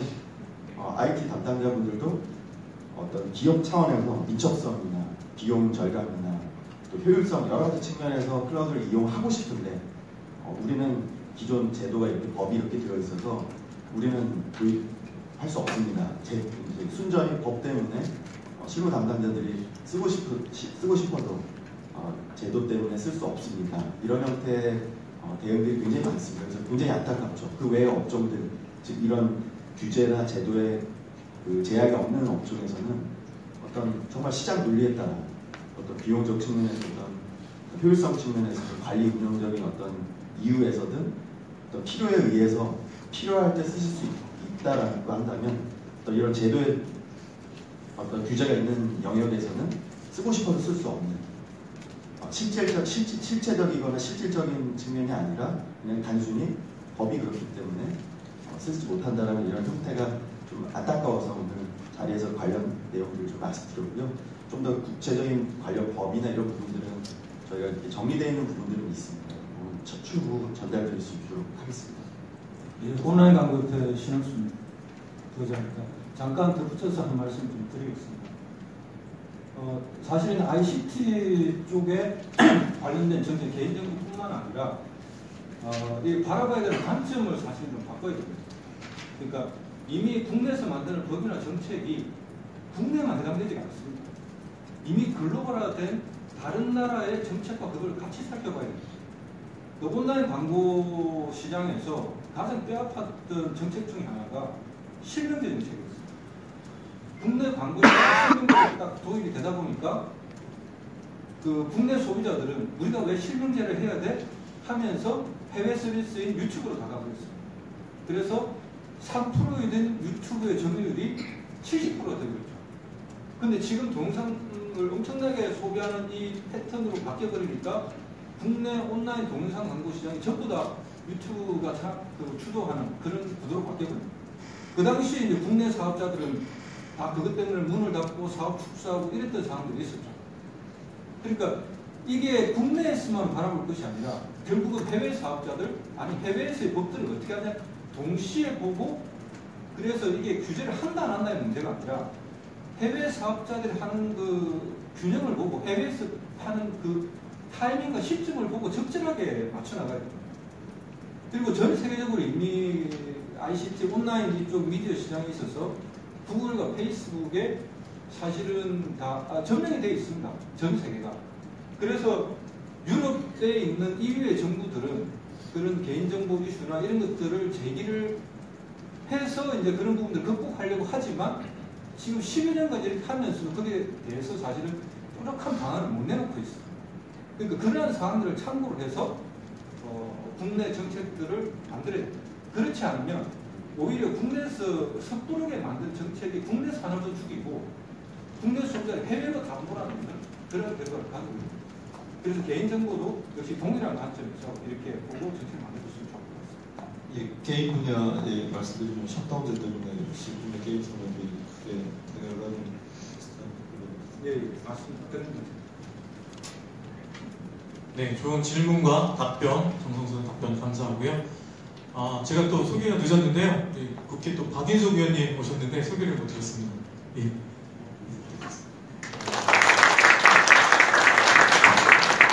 제가 알기로는 박 의원님께서는 좀 전문의 출신이신데 이 자리에 오신 거 보면 우리 ICT 분야가 비단 그 업계가 아니라 인간의 삶에 있어서 모든 분야에 특히 이제 빅데이터도 관련이 있잖아요. 그래서 관심이 있어서 오신 것 같고. 개인정보 때문에 연구가 다 많이 개인정보 때문에. 예, 질문 있으시면. 네.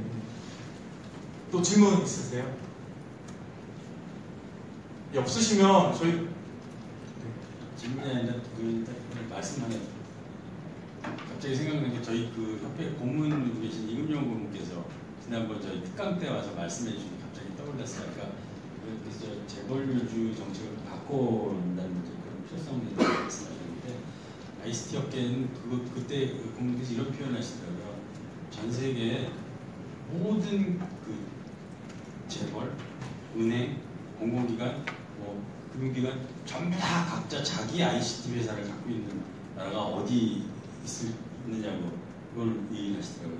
무슨 얘기냐면 재벌이 갖고 있는 여러 가지 문제점 중에 보면 이제 뭐 문화발이라는 표현 아니더라도 자기들이 필요한 걸 직접 하려는 것들이 많이 생기잖아요. 그게 그대로 우리는 공공기관 똑같이 교육부에 가고 교육부 담당 전체 IT 기관이 있고 기재부에 가고 요새는 계속 새로 만들고 있더라고요. 지금 계속 그 새로운 IT 기관들을 만들고 있는데 그러니까 어떤 현상이 벌어지냐면 그것들에 관련된 운영 전문 회사는 우리나라에서 아니 태어날 가능성조차 없어지고 그런 것들 그리고 그 기술들이 보안이나 뭐 다 여러 가지 포함해서 클라우드 운영도 마찬가지일 거예요. 그걸 시장은 글로벌에 있고 그쪽으로 커나가야 되는데 우리나라는 모든 걸 다 직접 그걸 하려고 합니다. 직접 하려고 하니까 당연히 기술 개발 능력은 없어요. 그러니까 결국 솔루션을 사다가 운영하는 그 회사들만 수십 개, 수백 개, 그것도 일자리 창출이라고 얘기하면 좀 뭐 할 말은 없습니다만 결국 그런 일들 때문에 경쟁력을 원천적으로 못 만들게 하는 구조를 우리가 어떤 문화적으로 갖고 있는 게 아닌가 하는 지적을 그때 해주셨어요. 그래서 그것도 좀 참고하시면 좋을 것 같아서 말씀드렸습니다. 네, 감사합니다. 네, 제가 한 말씀 드리겠습니다. 제가 바른정당 전문위원인데요. 제가 이제 KT에서 옛날에 헬스케어 관련된 솔루션 분석 개발했었고 보안에 관련된 일도 있었습니다. 아까 이제 박인숙 의원님께서 말씀하셨지만 뭘 하려고 그러든 이제 개인정보 보호 때문에 아무것도 되지 않는데 이게 이제 관의 문제나 그다음에 민간의 문제나 보면은 오히려 기득권, 수구는 민간이라는 생각이 많이 들었어요. 개인정보에 대해서 민감하게 이야기하시는 NGO라든지 언론들이 많거든요. 그러면 관은 움직일 수가 없습니다. 제가 이제 그 DNA 관련돼서 그 당시 이제 선작으로 막 우리가 디베이트하고 그랬는데 그분들이 움직이지 않는 이유가 이게 이슈가 되면 관이 굉장히 피해를 입어요.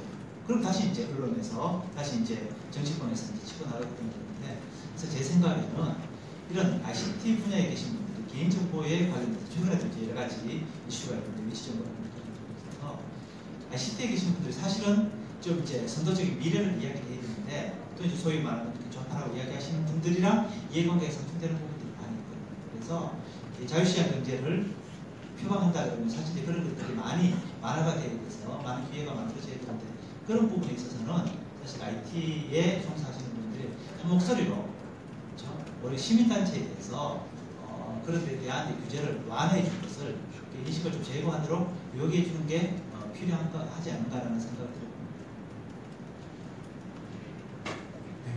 말씀 감사하고요. 이쯤에서 아까 저희가 심플로우의 질문을 좀 올려달라고 했는데 몇 가지 와갔고요. 그 중에 올라온 것 중에 하나 좀 질문 올려보도록 하겠습니다. 아마 이거는 그 신원수 부회장님이 해주셔야 될 것 같은데요.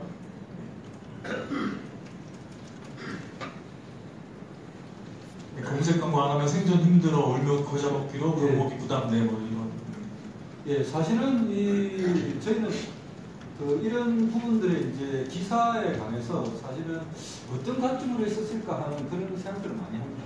그러니까 지금 국내 온라인 광고 시장 검색 광고, 특히 이제 네이버로 집중되어 있는 것은 사실입니다. 그러면 이제 시장 경제 체제에서 이게 왜 집중이 되었을까? 라는 부분들을 한번 고민을 해봐야 됩니다. 시장 경제에서는 가장 사실 효율이 높은 쪽으로 집중을 하게 되어 있습니다. 그래서 전 세계가 구글 검색 광고로 집중이 되어 있습니다. 사실은 우리나라의 네이버 독점보다도 글로벌로 보면은 구글의 검색 광고 독점이 가장 큰 문제, 똑같은 비판을 한다면 가장 큰 문제일 수가 있습니다. 그렇지만 그쪽으로 광고가 영세 소규모 사업자들이 몰리는 이유는 이때까지 그 사람들이 광고를 할 수 없었던 분들이 광고 효과를 볼 수 있게끔 제대로 광고 플랫폼을 제공하고 했다는 것입니다. 그래서 검색 광고로 몰리게 되는 것이고, 그리고 그걸 통해서 매출이 증가하고 있기 때문에 사실은 이제 매출 광고를 끊지를 못하는 거죠. 만약에 똑같은 비용으로 신문 광고나 방송 광고를 해서 더 많은 효과를 낼 수 있다 그러면 신문이나 방송 다른 쪽으로 영세 자영업자 광고를 하러 갈 겁니다. 그런데 그 적은 비용으로 광고 효과를 내기 위해서는 현재는 검색 광고만 하는 것이 없는 상황입니다. 물론 이제 그 외에 저런 이런 중소사업자들이 하다 보니까 다양한 이제 약간의 이제 부작용들 이런 부분들은 있을 수가 있습니다. 그래서 그런 부분들은 저희 협회에서도 예전에 분쟁조정위원회라든가 이런 것도 운영을 했었고, 지금 이제 인터넷 진흥에서 분쟁조정위원회, 온라인 분쟁조정위원회 이런 것도 운영을 하고 있습니다. 그래서 이제 그런 부분들을 하면서 사실은 건전화시켜 나가고 있는 상황입니다. 그리고 실제로 이제 어느 정도 집중이 되어 있고 부작용이 있지만 다른 어떤 광고보다도 가장 객관적이고 투명한 결과 리포트를 실시간으로 제공하고 있습니다. 그렇기 때문에 다른 광고 수단보다는 훨씬 더 좋기 때문에 오히려 이 부분들을 더 관심을 가지고 관리하고 집중적으로 육성하는, 그래서 어려운 있는 부분들을 개선하기 위해서 정부 예산을 더 투입해야 되는 그런 분야라고 저는 생각하고 있습니다. 네, 포털 광고에 대한 심플로에 올라온 질문을 지금까지 드려봤고요. 마지막으로 한 분만 더 들어보도록 하겠습니다. 오늘 이런 기회 없습니다. 네네, 권원님. 네, 우리 김진수 대표님께 제가 질문을 좀 드리겠습니다. 지금 우리나라에서 청년 실업 정말 심각한 상황이고, 또 반대로 중소업체들은 또 마땅한 인력을 구하지 못해서 또 굉장히 힘든 상황입니다. 아까 이제 싱가포르 얘기도 했었는데요. 우리나라 대학생들은 나오면은 다시 재교육을 시켜서 직장에서 인력으로 좋은 인력을 활용을 할 수 있다, 이렇게 이제 얘기가 되는데, 그러면 우리 대학교에서 정말 어떤 교육을 어떻게 해야 우리 학생들이 나와서 또 좋은 사회적 직장 또의 인력이 될 것인가, 여기에 대해서 여러 가지 고민을 많이 해보셨을 것 같은데요. 예, 안을 좀 들어주면 좋겠습니다. 요즘은 좀 많이 나아지고 있습니다만, 제일 중요한 문제라고 보는 게 뭐냐면 대학 교수님들에 대한 문제를 하나 지적하고 싶어요. 우리 같은 경우에는 실무 경험을 갖지 않으면 대학교에서 쓸 수 없거든요. 우리는 지금 그것이 그냥 학위만 받고 와서 바로 하다 보니까 현장을 모르는 분이 아니거든요. 물론 이제 인고대학이 이제 경영인들을 뽑아서 대학 교수로 이렇게 선정하시지만 그게 보편화된 건 아니고요. 제가 보기에. 그러다 보니까 현장을 잘 모르시는 거죠. 그래서 저는 그걸 극복하려면 단기적으로는 대학 교수님들이 산업과 많이 좀 이해를 좀 할 필요가 있다. 산업에 대해서, 기업에 대해서. 그게 되지 않으면은 기업이 뭘 필요할지 알 수 없다는 거예요. 그런 게 이제 기본적인 거고. 그리고 이제 아까 말씀드린 대로 좀 프로젝트를 좀 하면 좋겠다. 기초 하나하나 가르쳐 중요하지만 어떤 일을 할 수 있는 능력을 키우려고 그러면 문제 해결을 좀 가르쳐야 되는데, 그게 아니라 자꾸 옛날에 배워왔던 걸 갖다가 이런 식으로 가르치다 보니까 현장에서는 이제 안 먹히는 거예요. 본인이 저희는 아시겠지만 대학은 일을 시키면 되게 어렵잖아요. 현장을 모르니까 계속해서 뭘 설명해줘야 되고 오제이트를 해야 되고 이런 것이 좀 많이 드는 거예요. 그런 것들이 현장을 좀 이해하게 되고 그런 걸 자꾸 이제 경험하게 하고 현장과의 교류를 많이 좀 할 필요가 있는데, 저는 그 문제중에 하나가 뭐냐면은 정부가 연구비를 대학 교수님들 드리잖아요. 정부가 좀 만들어야 되잖아요. 그거를 기업이 줄 수 있는 구조를 만들어야 됩니다. 그래야 기업이 원하는 걸 해줄 거예요. 물론 이제 그게 뭐 100%가 맞지 않겠지만 어느 정도는 기업과 대학 간의 거리를 좁혀야 되는데 이걸 자꾸 정부가 자꾸 지원해 주니까 대학 교수들은 굳이 내가 그 기업에 필요한 걸 할 필요가 없는 거죠. 근데 제가 미국 대학 교수를 보면 그게 기업과 굉장히 산업 협력을 잘하거든요. 왜냐면 거기 돈을 주니까. 그걸 또 팔로우 해줘야만 또 산업하고 연결될 수 있기 때문에 이런 구조를 만들어줘야 되는데 자꾸 저기다 주니까 이게 또 이제 그 벽을 만드는 게 아닌가 싶어서 정부의 그런 부분들에 대한 정부의 그 노력도 필요할 것 같고 또 이제 그 대학 내에서의 그 대학들이 기업에 대한 이해를 좀 많이 할 필요가 있다. 평소에 좀 많이 좀 얘기하고 대화를 나눠야 되는데 그거 없이 그냥 배운 거 이론만 같이 이게 단절돼 있다 보면 산업과 대학을 연결시키는 노력을 더 많이 해야 돼요. 제가 한마디 드리면요, 교육 관련해서요. 지금 제가 이제 숙명여대에서 서울시에 창조 아카데미라는 사업을 하고 있습니다. 거기는 뭐냐면 이제 그 메이커 교육을 하고 있습니다. 그러니까 이제 그 정보기술 교육을 갖다가 단순히 이론 교육을 하지 않고요. 오픈소스 하드웨어를 가지고 실제 학생들이 만들어 보면서 실제 자신들이 필요한 영역, 지식과 이런 것들을 스스로 찾아가게 하는 교육을 하고 있거든요. 그러면서 제가 그 학생들하고 한 지금 2년째 하고 있는데 그 굉장히 학생들한테는 그 제가 뭐라 할까요? 그 학생들 입장에서는 굉장히 긍정적인 반응을 좀 받고 있습니다. 그러면서 학생들 스스로 그 어떤 오픈소스 하드웨어 가지고 아두이노 같은 이런 그 조그마한 컴퓨터 가지고 스스로 상호 인터넷을 하는 것이 자신들이 기획하고 만들어보고 생활상에 적용해보고 내가 부족한 지식이 뭐고 그 부족한 지식을 해결하려면 어떻게 어떤 정보 소스를 찾아가서 내가 노력을 해야 되는 건지 이런 것들을 가이드해 주니까 어떠냐면 학생들 스스로 문제점들을 발굴해내고 해결할 수 있는 능력들을 갖고 있거든요. 왜냐하면 지금 정보들 그 검색 엔진에 너무 발달했기 때문에 자신들이 필요한 지식들을 항상 교실에서 학생들이 스스로 해결해 나갈 수 있는 시대가 이미 와 있는데 그런 것들 교육 현장이나 정책적인 측면에 이런 것들이 좀 그런 시대를 좀 못 따라가는 측면이 좀 있는 것 같습니다. 그래서 선생님들이 물론 그렇게 그 뒤쳐져 있는 건 너무 잘 아시는 거고 너무 뻔한 문제점들인데 그런 것들을 해결하려면 학습의 이런 주도권이나 이런 것들 지금 뭐 거꾸로 교실이나 이런 것들 지금 되고 있는데 이런 것들을 좀 더 그 프로젝트 베이스 러닝 뭐 이런 방향으로 좀 정책적으로 틀거나 지원을 해주거나 하는 방향으로 좀 가면 좋은 정책 안들이 좀 될 수 있을 것 같습니다. 네, 좋은 질문과 답변 감사드리겠습니다. 네, 이제 어느 정도 자유 토론을 마치도록 하고요. 그러면 쭉 1시간 30분 동안 말씀도 해주시고 패널들 얘기도 들으셨는데요. 우리 유승민 의원님께서 나오셔서 소감 및 마무리 말씀해 주시도록 하겠습니다.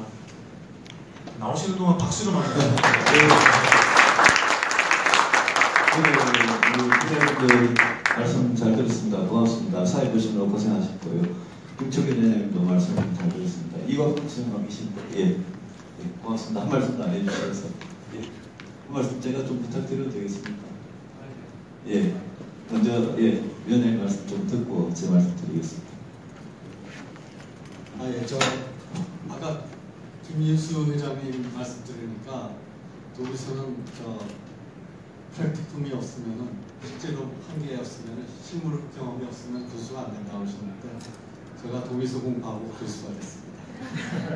처음에 저 서울대학에 교수할 때 한 4년 동안은 제 수업이 너무 인기가 좋아가지고 신문에도 10대 명강으로 신문에까지 나오고 있는데 학생들이 너무 많이 와가지고 한 300명 들어왔었습니다. 그런데 박태준 회장님께서 저를 특별히 총애하셔가지고 포항제철을 중심으로 해서 실무 프로젝트를 엄청나게 많이 하고 해외의 유수한 기업들을 갔었는데 그러고 나서 지나고 나서 보니까 그렇게 복잡하고 추상적인 개념으로 설명할 게 아니라 단순 명료하게 설명해야 되겠다라고 했더니 10년 지나서 학생이 300명 들어오던 학생이 11명으로 줄었습니다. 그래서 제가 대학에서는 이제 할 일이 없구나 하고 정부에 들어갔었는데 제가 드릴 말씀은 이게 아니라 아까 저 부처와 관련해가지고 하신 말씀이 기본적으로 지금 ICT와 관련해서 말씀하셨는데 ICT의 문제는 ICT로 해결할 수 있는 것이 아니고요. 도메인으로 해결해야 됩니다. 아까 말씀하셨지만은 의료 클라우드가 안 되는 이유는 클라우드 시스템이라고 하는 ICT 문제가 아니라 의료 부문에 있어서의 규제 때문이고요. 금융 클라우드가 안 되는 이유는 금융 부문에 있어서의 규제 때문입니다. 그래서 ICT 관련해서 독립부처를 만든다. 이걸로는 해결이 안 되고요. 기본적으로는 앞으로 정부는 지금 버티컬 사이로식으로 되어 있는 이 행정조직을 호라이즌털 네트워크 베이스로 바꿔야지만 우리가 4차 산업혁명 시대에 만든 정부 구조를 가질 수가 있습니다. 여기에 대해서는 뭐 다들 이해하실 테니까 우리 저 유승민 위원님께서 지금 나와 계신 대선 주자들 중에서 가장 이 분야에 대해서 많은 이해를 하고 계시니까 성공하셔서 이 ICT가 주가 되는 새로운 세상을 만드십니다.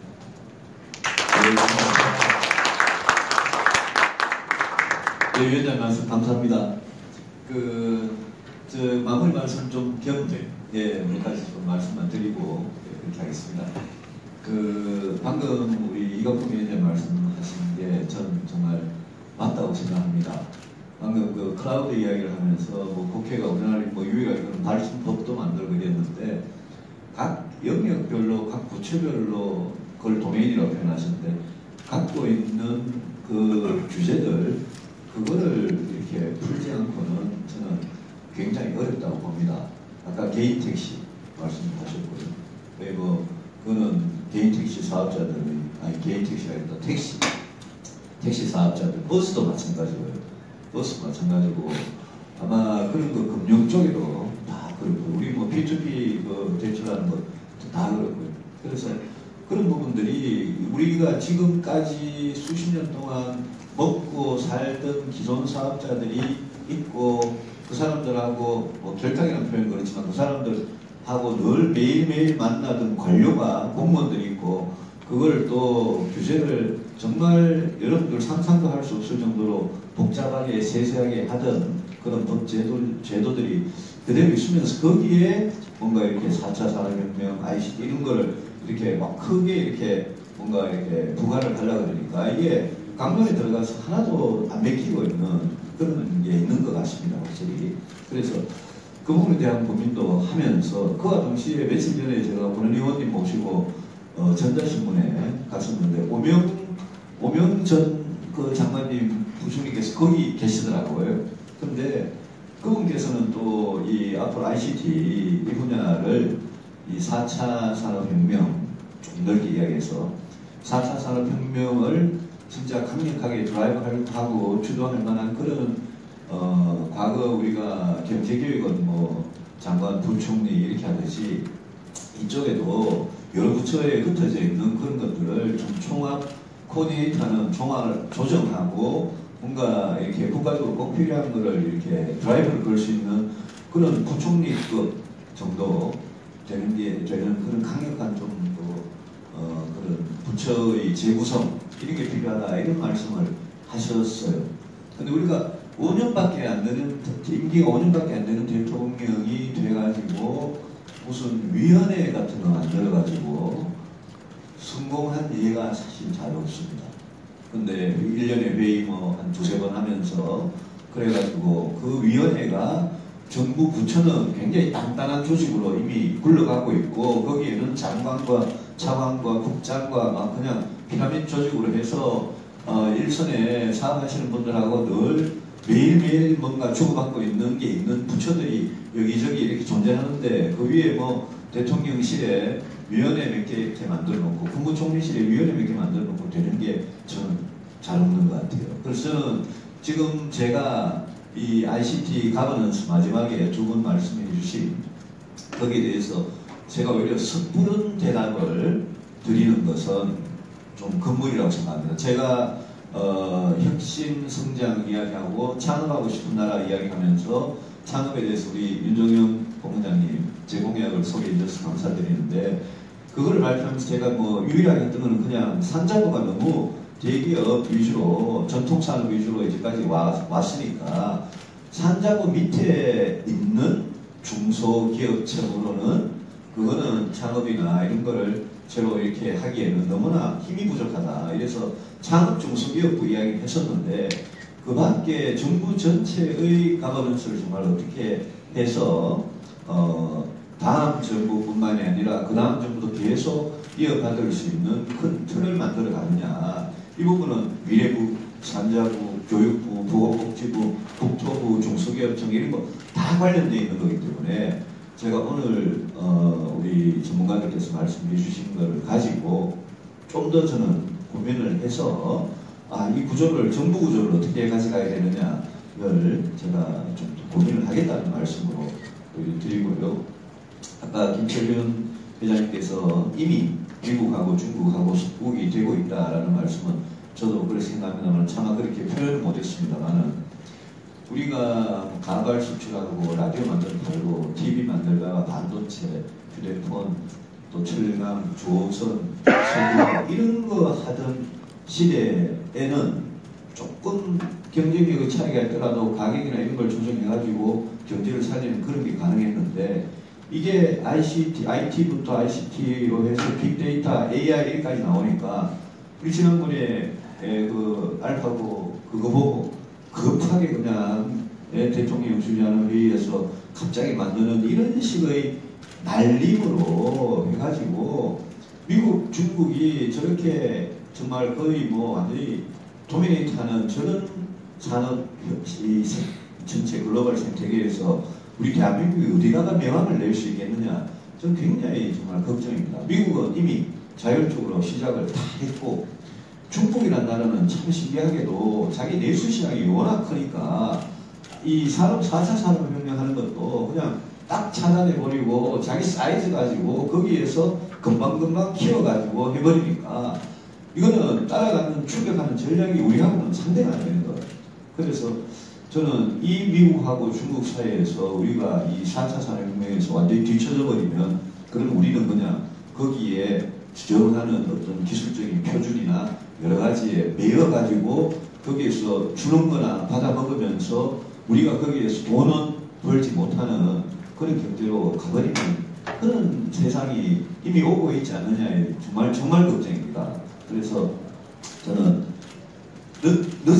이미 늦었는데 늦었다고 생각하고 정신 차리고 나가는 게 지금부터 이제 엄청나게 중요한 건데 저는 우리 똑똑한 젊은이들 또 우리 과학기술자 우리 또 공무원 중에도 이런 의식을 가지고 있는 젊은 공무원들의 그런 의식이나 그 사람들의 의지나 이런 거는 믿어야 한다고 생각을 합니다. 그래서 그런 우리나라에서 이 4차 산업혁명을 대비하는 그런 새로운 뭐라 할까요? 우리의 자기가 뭐 공무원이든 학자든 또 기업을 하시는 분이든 청년 창업하는 청년들이든 그 안에 이런 에너지가 이제부터는 진짜 앞으로 10년, 20년 이 절박한 시간에 분출하도록 드려야 되는 게 그게 정치와 정부의 역할인데 그걸 어떻게 하느냐에 저는 관건이 달려있다고 생각을 합니다. 그래서 그런 점에서 좀 큰 말씀을 드리고요. 제시한들 일부 저도 질문이 굉장히 많습니다만은 그걸 다 말씀을 드리기는 그렇습니다만은 그래도 오늘 그 전문가들께서 말씀해 주셨는데 그냥 간단하게만 말씀드리면요. 우리 신원수 회장님 말씀하신 그 온라인 광고 시장에 대해서는 저는 상당 부분 공감을 하고요. 특히 코바코나 언론재단이 여기까지 규제 위주로 손을 대는 부분에 대해서는 저는 굉장히 경계를 합니다. 저는 1989년에 코바코를 해체하자는 논문을 썼다가 코바코 사람들한테 혼이 났는데요. 저는 신문 광고하고 TV, 라디오 광고 이후에 이 지금 온라인 광고 시장을 정부가 코바코든 언론재단이 정부가 하는 거지만 언론재단이든 이런 큰 괴물 같은 단체가 여기에 손을 대기 시작하면 이거는 앞으로 우리나라 미디어 환경을 굉장히 왜곡할 거라고 생각을 합니다. 미디어뿐만이 아니라 이런 인터넷 전반의 환경을 상당히 왜곡할 수 있어서 그 문제에 대해서는 어떤 식으로든지 과감한 개선책이 마련돼야 된다고 생각하고요. 가벌 관계에 대해서 우리 황기석 의원님께서 말씀해 주신 거 충분히 많이 배웠습니다. 우리는 표준 제한 요청서 긍정적으로 저는 생각하고 노동시간에 대해서는 이 자리에서 길게는 말씀 안 드리겠습니다만 저는 대기업의 노동시간 단축 저는 반드시 필요하다고 보고 그게 중소 1차, 2차 제조업 같으면 또 제조업 아닌 ICT 분야에도 결국 하청이 많으니까요. 이 분야에서 이런 식으로 강요하는 거는 저는 대기업 자기들이 노동시간을 이렇게 단축하면 아예 하청 단가를 정하고 이런 단계부터 저는 초과 근로시간이나 ICT 업계 특유의 어떤 노임 단가나 이런 부분이 아주 분명하게 이 반영이 잘 되도록 그거는 경제김찰에서 어떻게 보면 오히려 예외가 되는 표준화가 되는 그런 식으로 갈 수 있도록 정부가 이 부분 적절하게 전체를 규정하기보다 그 부분만이라도 저는 조금 손을 대는 게 좋겠다는 생각까지 들었습니다. 김진수 에듀테크 포럼께서 말씀하신 중소기업 인력 스카우트를 할 때 이정료 부분은 아주 좋은 생각 같아서 김채연 의원님하고 나서 참 좋다 이렇게 생각했는데 요즘과 같은 글로벌 시대에 중소기업에 근무하다가 외국에 갈 때는 이정료 못 받을 것 같아서 중소기업과 대기업 사이에 그 부분을 어떻게 이제 해결할 수 있겠느냐 좀 더 고민을 해보겠습니다. 이주환 대장님, 이 클라우드는 제가 아까 질문도 드렸기 때문에 생략하겠습니다만 아까 우리 이각범 위원님 말씀하신 그 진짜 기존 산업 안에 겹겹이 쌓여 있는 그 규제들 해결하는 게 이거하고 별개의 문제 같아도 ICT 분야에도 굉장히 중요하다라는 말씀으로 계시고요.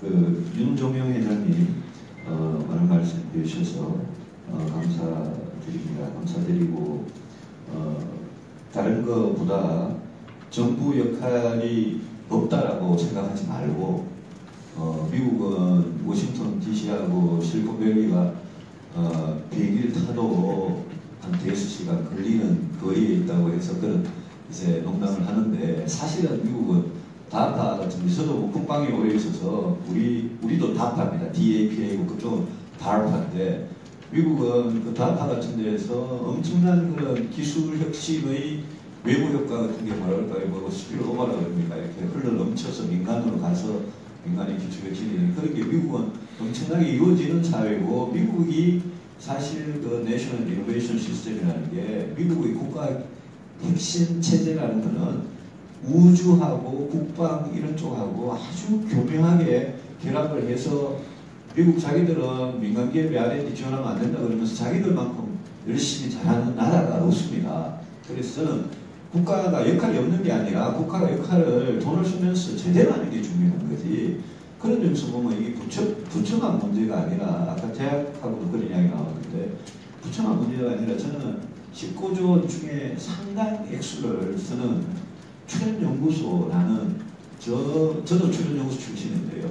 출연연구소라는 저 괴물을 앞으로 어떻게 하느냐가 굉장히 중요합니다.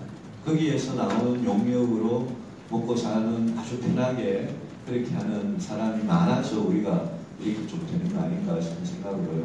그분들을 그냥 비난하고 이럴 게 아니라 그분들이 대학 교수님들하고 같이 진짜 산업 현장에 도움이 되는 그런 사명의식을 가지고 뭔가 할 수 있도록 이렇게 디자인을 해주는 게 굉장히 중요하겠다는 생각을 해봤습니다. 최동진 회장님 감사드리고요. 문화부, 미래부, 산업부, 정기청에 대해서 말씀해 주신데 공감을 하고 AI나 VR에 대해서 말씀하시면서 그런 어떤 진단부처, 포괄하는 부처 그런 말씀은 제가 아까 모두에 말씀드린 그런 전체 가버넌스 고민할 때 말씀드리도록 하겠습니다. 우리 오주석 교수님 여러 가지 좋은 말씀 감사드리고 국가 아젠다를 가이드하는 그런 여러 가지 위원회나 그런 가버넌스에 대해서 말씀해 주셨는데 아까 제가 아는 이 미국이나 이렇게 선도하는 나라들의 어떤 특징이 그게 뭐 이름이 위원회가 되든 부처가 되든 굉장히 이 산업 현장의 기술 변화 수준의 그 나라 이 국가가 하는 정책이나 이런 게 그냥 앞서가거나 최소한 같이 따라간다. 근데 우리는 너무 좀 뒤처지는 것 같아서 그런 점에서 더 생각을 해보도록 하겠습니다. 제가 그 서울공대에 그 축적의 시간을 쓰신 분들이나 최근에 또 서울공대 교수님들이 이 내셔널 아젠다에 대해서 책을 또 하나 새로 내시고 있는데 거기에 이제 그 빅데이터 전문하고 연구소 만들고 대학원을 만들려고 하는 그런 교수님들하고 제가 최근에 이야기를 많이 보면 너무너무나 답답해하고 막 그 관료들이 벽에 막혀서 답답해하고 또 관료들이 벽이라는 게 그게 이 미래부나 산업부뿐만 아니라 교육부의 벽에 맞춰가지고 자기들 대학에 있으면서 정말 기업에 도움이 되고 그런 문제를 길러내고 싶고 또 늘 기업하고 이렇게 하면서 하고 싶은데 그래서 좀 정말 업그레이드 시키고 싶은데 그런 게 정말 안 되는 현실에 대해서 많이 이야기를 들었습니다. 그래서 저는 지금 핵 문제다 대통령 탈핵이다 이래가지고 정말 맨날 정치 안보 이런 데 지금 정신이 없는데 사실 우리나라가 나중에 먹고 살 길은 이 4차 혁명 시대에 뭐 4차 혁명 전반에 대해서 대한민국이 다 잘할 수는 없겠지만 그중에 우리가 잘할 수 있는 부분에서 앞서갈 수 있는 부분이 뭐냐를 가지고 결국은 이제 나라의 생존이 결정이 되는 건데 이 부분에 있어서 현장에서 이렇게 전문가분들이 말씀하시는 거하고 우리 관료들이 지금 갖고 있는 그 수준하고 또 이 제가 같은 정치인들 국회에서 그냥 하는 수준이 이 나라 전반의 수준이 지금 이게 정말 이렇게 올라가지 않으면 안 되겠다 싶은 생각이 듭니다. 결국 정책이든 법이든 다 사람이 하는 건데요. 저는 이런 문제를 대통령이 된 사람이 또 정부의 총리나 장관이나 이런 사람이 이걸 누구한테 맡길 거냐 이거를 그게 결국은 중요하다고 생각합니다. 잘 디자인을 해놓고 그거를 맡기는 문제에 가면 결국은 다시 그냥 아주 고리타분한 구시대적 발상에 젖어 있는 그냥 관료들이 손에 이 모든 정책들을 내놓으면 개선이 잘 안 되겠지요. 그래서 오늘 전문가분들이 나오셨는데요. 이 ICT뿐만이 아니라 과학기술 전반에 걸쳐서 저는 진짜 아주 이렇게 뭐라 할까요? 정말 해안을 지혜를 가지고 있으면서 정말 애국심이 있는 그런 우리 과학기술인들 또 현장의 전문가들 분들께서 정책 결정 과정에 꼭 참여를 해서 그 솔루션을 내주셔야 된다 그런 생각을 가지고 있습니다. 여러분들께서 오늘 이렇게 와주셔서 감사드리고 제가 마지막에 당부드린 그 점을 꼭 좀 기억을 하셔서 뭐라 할까요? 그냥 이런 자리가 뭐 업계의 어떤 민원을 그냥 이야기하는 자리가 아니라 우리나라 전체 이 ICT 4차 산업혁명이 가야 될 길을 찾고 그 길을 실제로 행동에 옮기는데 여러분들 역할이 앞으로 있으실 거다 그런 말씀 드리면서 마무리 말씀 마치겠습니다. 고맙습니다.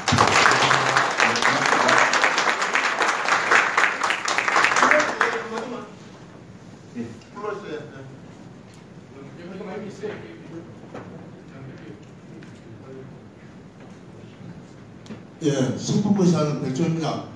무슨 일을 하든지 간에 어떤 일이, 과거에 있었던 일이 되풀이될 때는 과거에 잘했으면 왜 잘했는지, 잘못했으면 왜 잘했는지를 반성하는 것이 굉장히 중요하다고 생각합니다. 제가 왜 이런 말씀을 드릴까 하면은 작년에 기술 지원해가지고 20조 원이 상품화되지 못하고 그냥 낭비했다고 제가 전체 토론에서 알았는데요. 이런 일이 반복돼서는 안 되겠죠. 그리고 투자는 효율을 따져야 되고 또 그 민간인이 참여한다는 것도 그렇게 어떻게 선택에 있어서 분별성이 없으면은 차라리 지원하지 않는 것만 못하다 생각해요. 우리 교육을 너무나 틈없이 잘못 지원하고 과분하게 지원한 분야는 전부 다 그 의지박약 내지 창의성 상실로 이어져 가지고 우리 지금 대학 교육이 인문학에서는 프랑스 고등학교 학생들과 비교할 정도로 우리 형편없지 않습니까? 여기서 계속 돈을 지원하면 그 사람들이 돈을 지원하는데 뭐 때문에 현상 변화를 갖고 오겠어요. 그래서 이게 지금 사회복지자금 130조 원을 작년에 옳게 그 사회복지 썼으면은 경기도 좋아지고 정말로 공평한 사회, 아름다운 사회가 되다 확신합니다. 근데 올해 또 사회복지자금이 130조 원을 또 낭비한다면은 이제는 정말로 큰일이라고 생각해요. 여러분, 4차 산업이라고 해가지고 이름만 그들하지 사실 저 내용을 보면은 경쟁이 없다고 생각해요. 그럼 경쟁이 있는 상품을 죽이면서 가지 저 경쟁이 없는 사람들과 상품을 계속 지원해야 되겠습니다. 나라 돈으로. 원칙적으로 실리콘밸리도 나라 돈을 지원하지 않고 민간인들이 수익을 창출하는 게 원칙입니다. 어떻게 공무원이 일일이 그 민간이 우수한지 똑바로 일하는지 연구를 제대로 하는지 알겠어요. 그리고 성공대 대학원에 학생들이 몇 년 전에만 안 와서 외국에 사람을 들여가지고 대학원에 교통비도 주고 매달 200억만 원 주고 그러니까 나라의 기술 유출하고 그럴 수 있다 했어요. 그래서 이 판단력이 굉장히 중요한데 판단을 잘하려면 토론 문화를 바꿔줘야 됩니다. 토론 문화에서 공평성과 정비의 말을 듣지 않는 사람한테는 절대로 개선이 될 수 없어요. 네, 이렇게 큰일이니까 지금 어떤 직위를 떠나서 정말 실력 있는 사람이 일을 제대로 했으면 좋겠습니다. 네, 좋은 말씀 감사하고요. 네, 예산 열심히 잘 쓰라는 그런 말씀인 것 같습니다.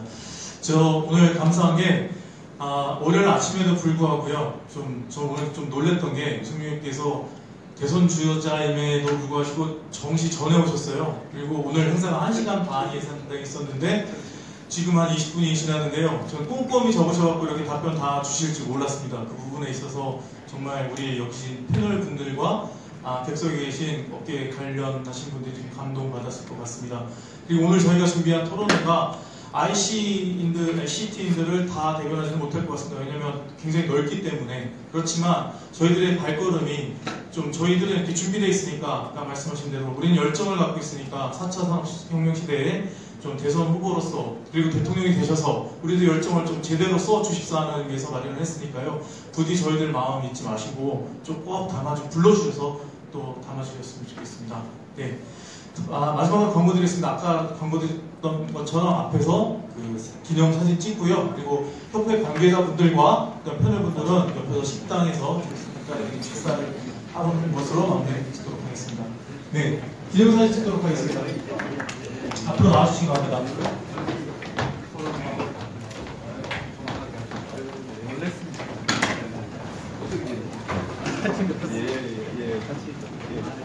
아이고, 같이 그러세요. 안녕하세요. 아이고, 말씀 잘 들었습니다. 패널분들도 앞으로 오시면 안녕하세요.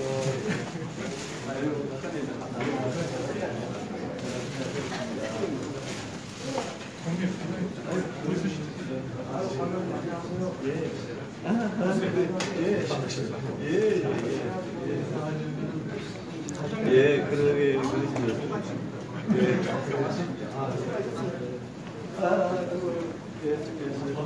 네, 유승민 의원님하고 김철균 의원님 가운데 서 계시고요. 패널 분들이 서주시고.